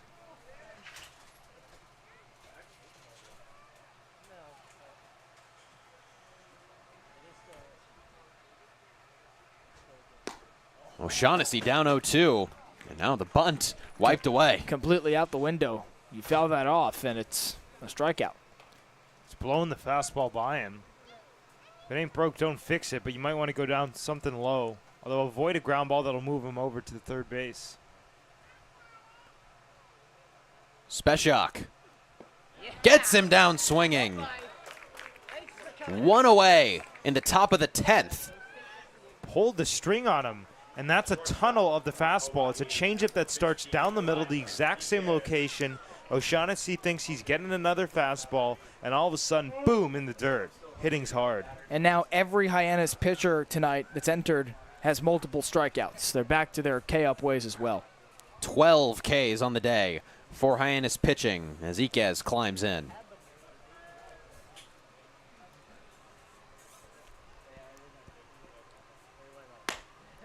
Iquez, 3 for 4 on the ball game. All 3 of those hits singles. He drew a walk his first time up back in the first inning.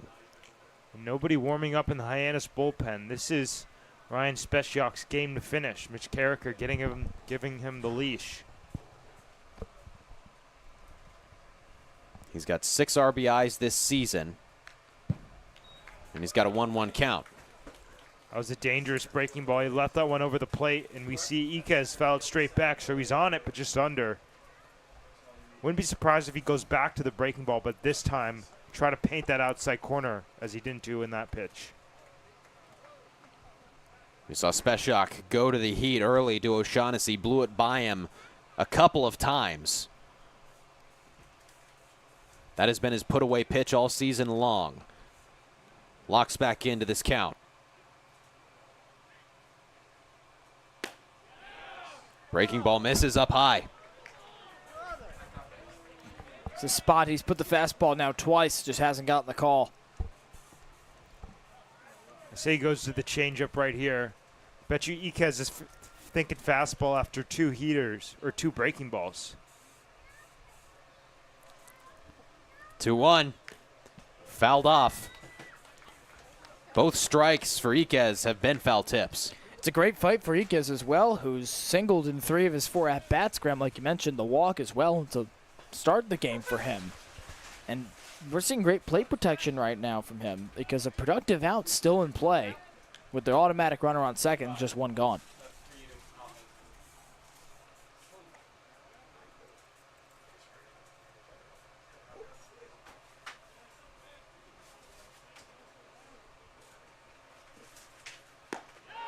Two pinpointed. Back-to-back Ks for Speciak. He struck out all of his last 3. And he's 1 out away from sending it to the bottom of the 10th. Look at him go right to the corner. Beautiful. And if you're Iquez, you're thinking all you could do is tip your cap because that's a hard pitch to drive to the other opposite field. The first 5 outs that Speciak recorded were all ground balls or fly balls, and he struck out all of his last 3. Facing Robbie Levy, the last chance for the Firebirds. Levy, 1 single on the day. Other than that, 2 flyouts, a ground ball, and a fielder's choice. Try to go with the backdoor breaking ball there. He missed outside. Probably goes to the heat here. 1-0 is the heat. He blows it right by him. And now he's got options because he's established both sides of the plate in this at-bat. He can go up or down lateral or whatever the longitude is. But the point is he can really go comfortably to whatever part of the plate. And a foul tip. That time the breaking ball. Levy lucky to get a piece of it, too. That thing hung over the plate, and he was a bit ahead of it as well. We've seen him double up on the breaking ball. We haven't seen him double up on the changeup. With 2 outs, you could throw the changeup low and induce a ground ball or get the swing and miss. Might go back to it. Speciak just high. He can't believe it. And the count moves to 2-2.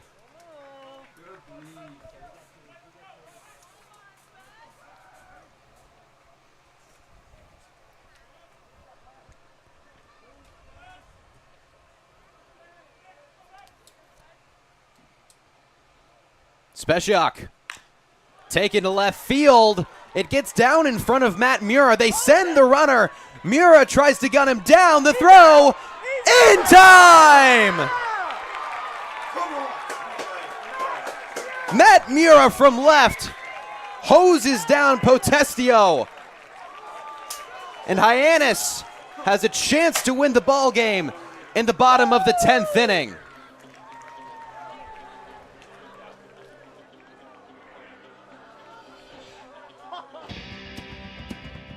When you need to dig, lift, move, cut, or just about anything else, then dial up the rental source staffed with equipment and construction experts. They'll help you get the right machine for the job and make sure it's delivered when and where you need it. With locations across New England and the newest and most reliable inventory, Milton Rents is your local source. When I started teaching on the Cape 30 years ago, you could buy a house on a teacher's salary. But today, teachers, public safety officers, healthcare and hospitality workers, the people who make the Cape work, are struggling to find homes they can afford. And I really worry about the kids who will follow us. I think it's time we learn to do better. If housing on Cape Cod matters to you, join us at capehousingmatters.org. Bottom of the 10th inning, Ryan Speciak does his duty and gets out the 3 that he needed to give Hyannis a chance to win this ball game. 2 ties already for Hyannis this season. They are yet to win a ball game in extra innings, and they go up against a very good pitcher, Isaiah Magdaleno, who's been working quickly. Third innings for each of these closers, Graham. We saw what Speciak just did. He got a little help from his friend Matt Mura and left a 7-2 outfield assist for the final out of that inning. Nearly got that go-ahead run across, but now Hyannis with a chance to win as Charlie Bates takes the spot of the automatic runner. It would have been Jeff Lugie. Instead, it's Charlie Bates over at second. 8, 9, and 1. Due up for Hyannis, leading off with Jason Walk. He shows bunt, pops it foul. And there's that play again in both extra inning games for Hyannis.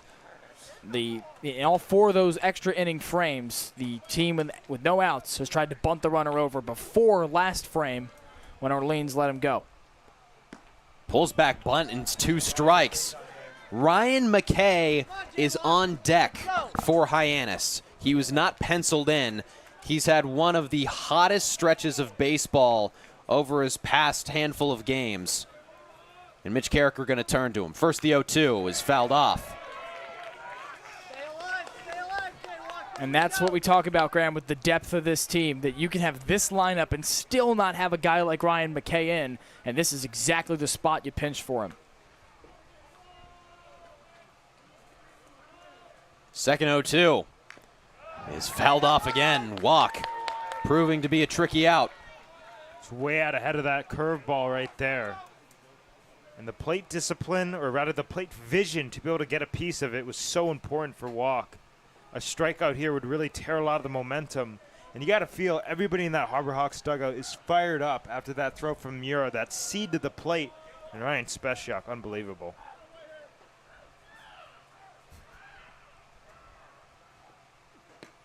Walk goes down looking. A slow 12-6 breaking ball retires the first out of the inning.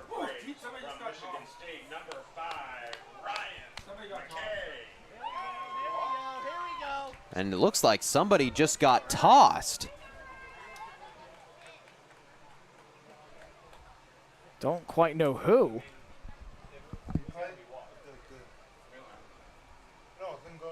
This has caused a stoppage of the game as Mike Hinojosa either crossing out the name or something. How does he know, like, immediately? Like, how does he know who he tossed? Obviously he saw it, but like, how does he know their name is what I'm trying to say. No idea who just got tossed. It was not Mitch Carricker. He's still over as the third base coach. My only premonition is a member of the Hyannis dugout.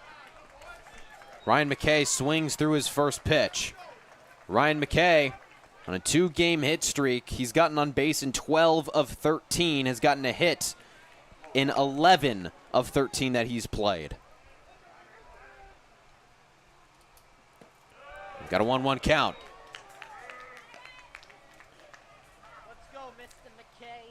Ryan McKay, the second best batting average in the Cape League. 365, 39 points behind Brewster's Josiah Ragsdale.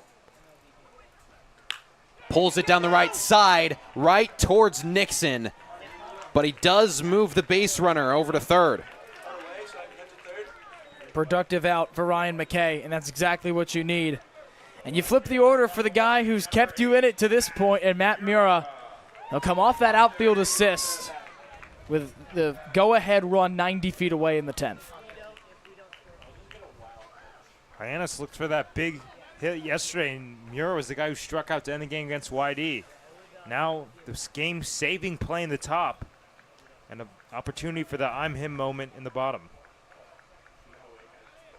Mura swings through. We have some clarity on the ejection. It was Jason Walk as he walked back to the dugout, clearly for jawing the call.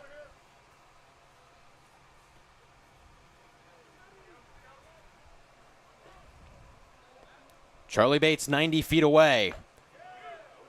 And Mura takes a ball. Matt Mura 2 for 5 tonight. 2 singles, those back in the second and third innings. Since then, he grounded out and flew out.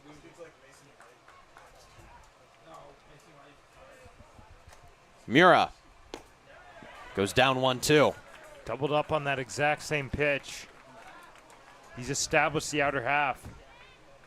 If he goes inside, he almost will most certainly go to the heater to try to beat him with the fastball. Matt Mura takes ball 2. It's a great take, but an even better block from Cashel Duggar with Charlie Bates at third. Now a couple of defensive plays in each half of the frame, both by guys surrounding home plate, have kept this close.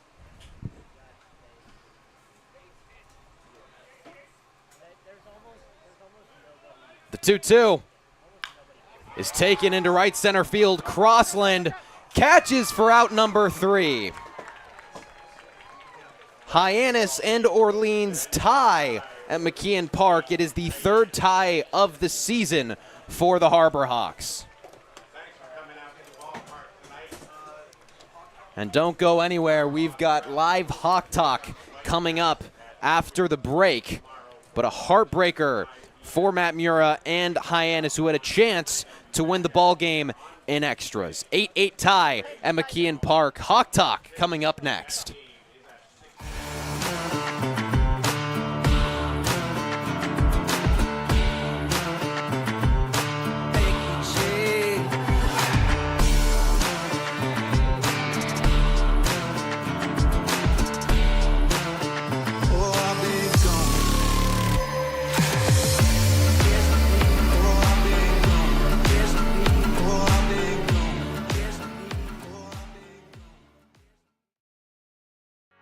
Here at the Mass State Lottery, we're known for our monster wins. But there's no bigger win than the $1 billion we provide each year to support all 351 cities and towns in Massachusetts. In our game, we know that supporting local businesses and helping communities is how we all win. Because at the lottery, we're all playing for the home team. The Mass State Lottery. Welcome to the state of winning.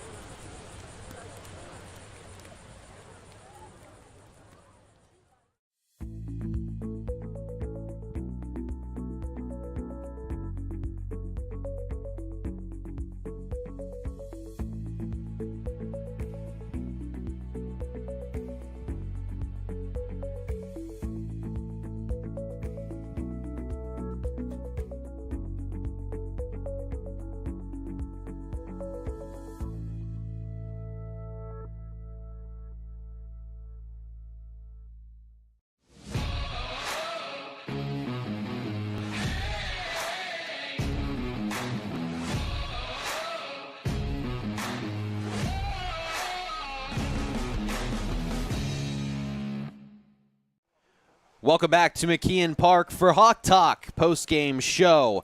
Graham Nash and Max Schwartzberg joining you. We will hear from Giovanni Collada in just a moment. He will be with manager Mitch Carricker as we welcome you back into the broadcast booth. Graham Nash and Max Schwartzberg. Max, for the first time in a long time, it felt like Hyannis' bats really caught fire, and they did so very early. Yeah, they really executed early on, especially with runners on base. They had that 5-run inning. And, Graham, this is really the first time that Hyannis has had early runs that they didn't come out at least winning the ball game.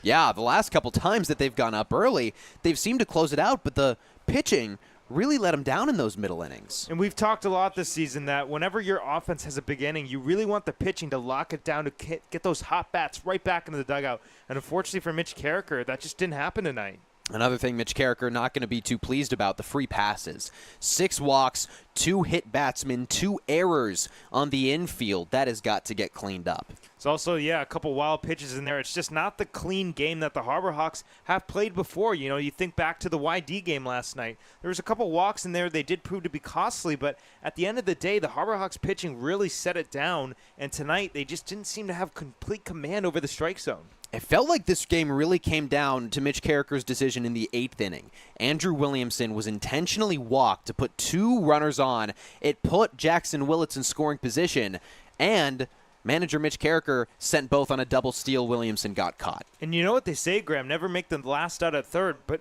also don't make the last out at second, right?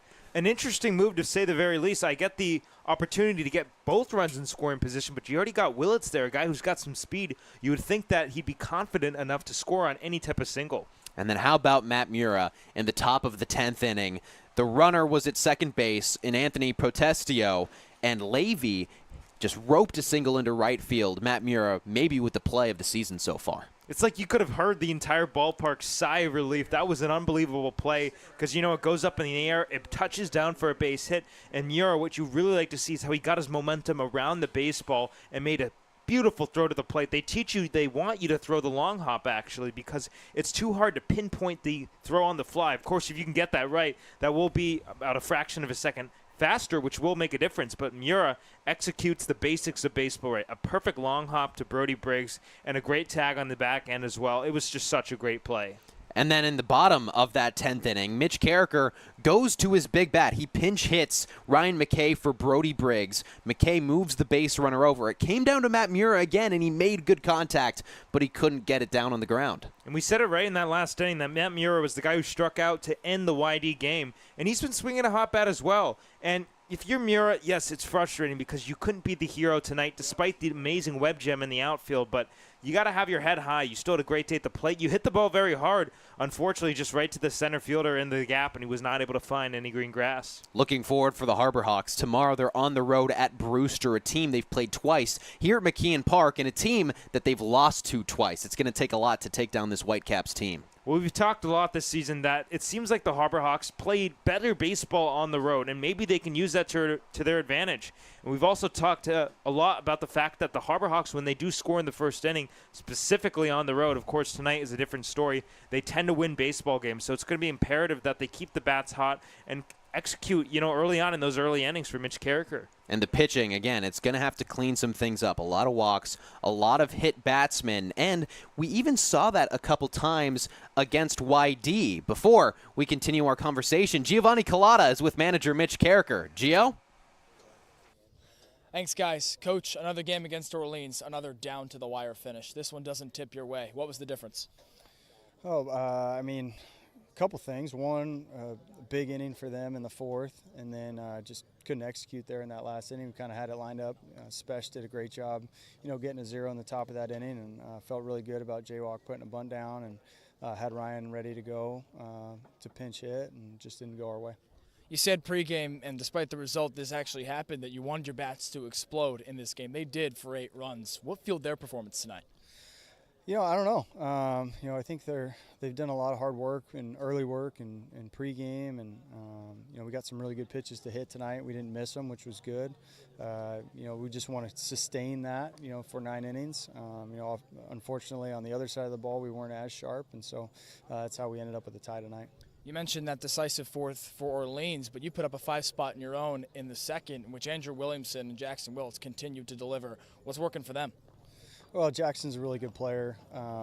Understands the game really well. Is a complete hitter, and he's been going really good since the day he got here. Williamson, really busted loose today. That's kind of what we expected for him when we signed him. Obviously scuffled a little bit in the early going, but has really turned it on here the last couple of weeks, and he had a really good day for us. Seems like your bats like to play Orleans. 19 runs in 2 games against the Firebirds. How do you take that into tomorrow against Brewster? Yeah, I think we're happy with the offensive performance, but at the end of the day, it's a tie and not a win. And so we're looking to bounce back with a win tomorrow. Thanks for your time, Coach. Thank you. Guys? All right, thank you so much, Gio, Max. The bats were good, like manager Mitch Carricker said, but if you're not winning, it doesn't matter. That's kind of been his motto of this season.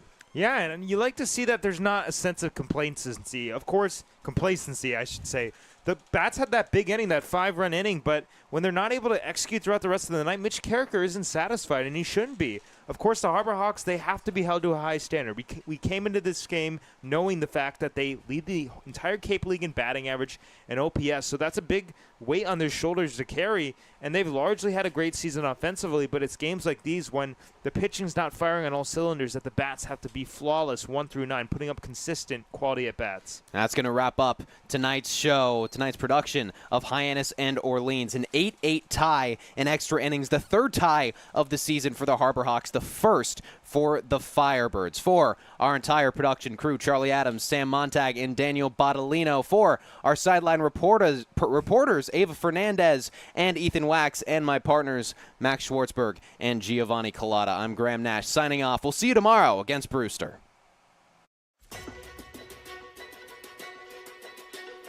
I think, Dean, they're allowing you to find your own success and your own true independence.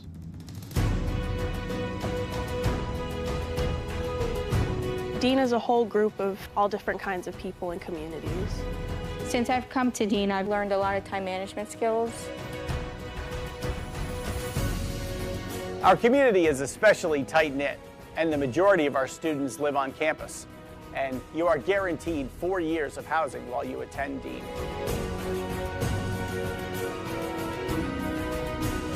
Dean is just full of opportunities for you to embrace, to welcome, so you can change yourself to who you want to be and form your career for the future. So go through that, all right? Think that way. Be a bulldog. Have a bulldog mentality in everything you do in life, whether you're playing sports or in the classroom or just socializing around campus.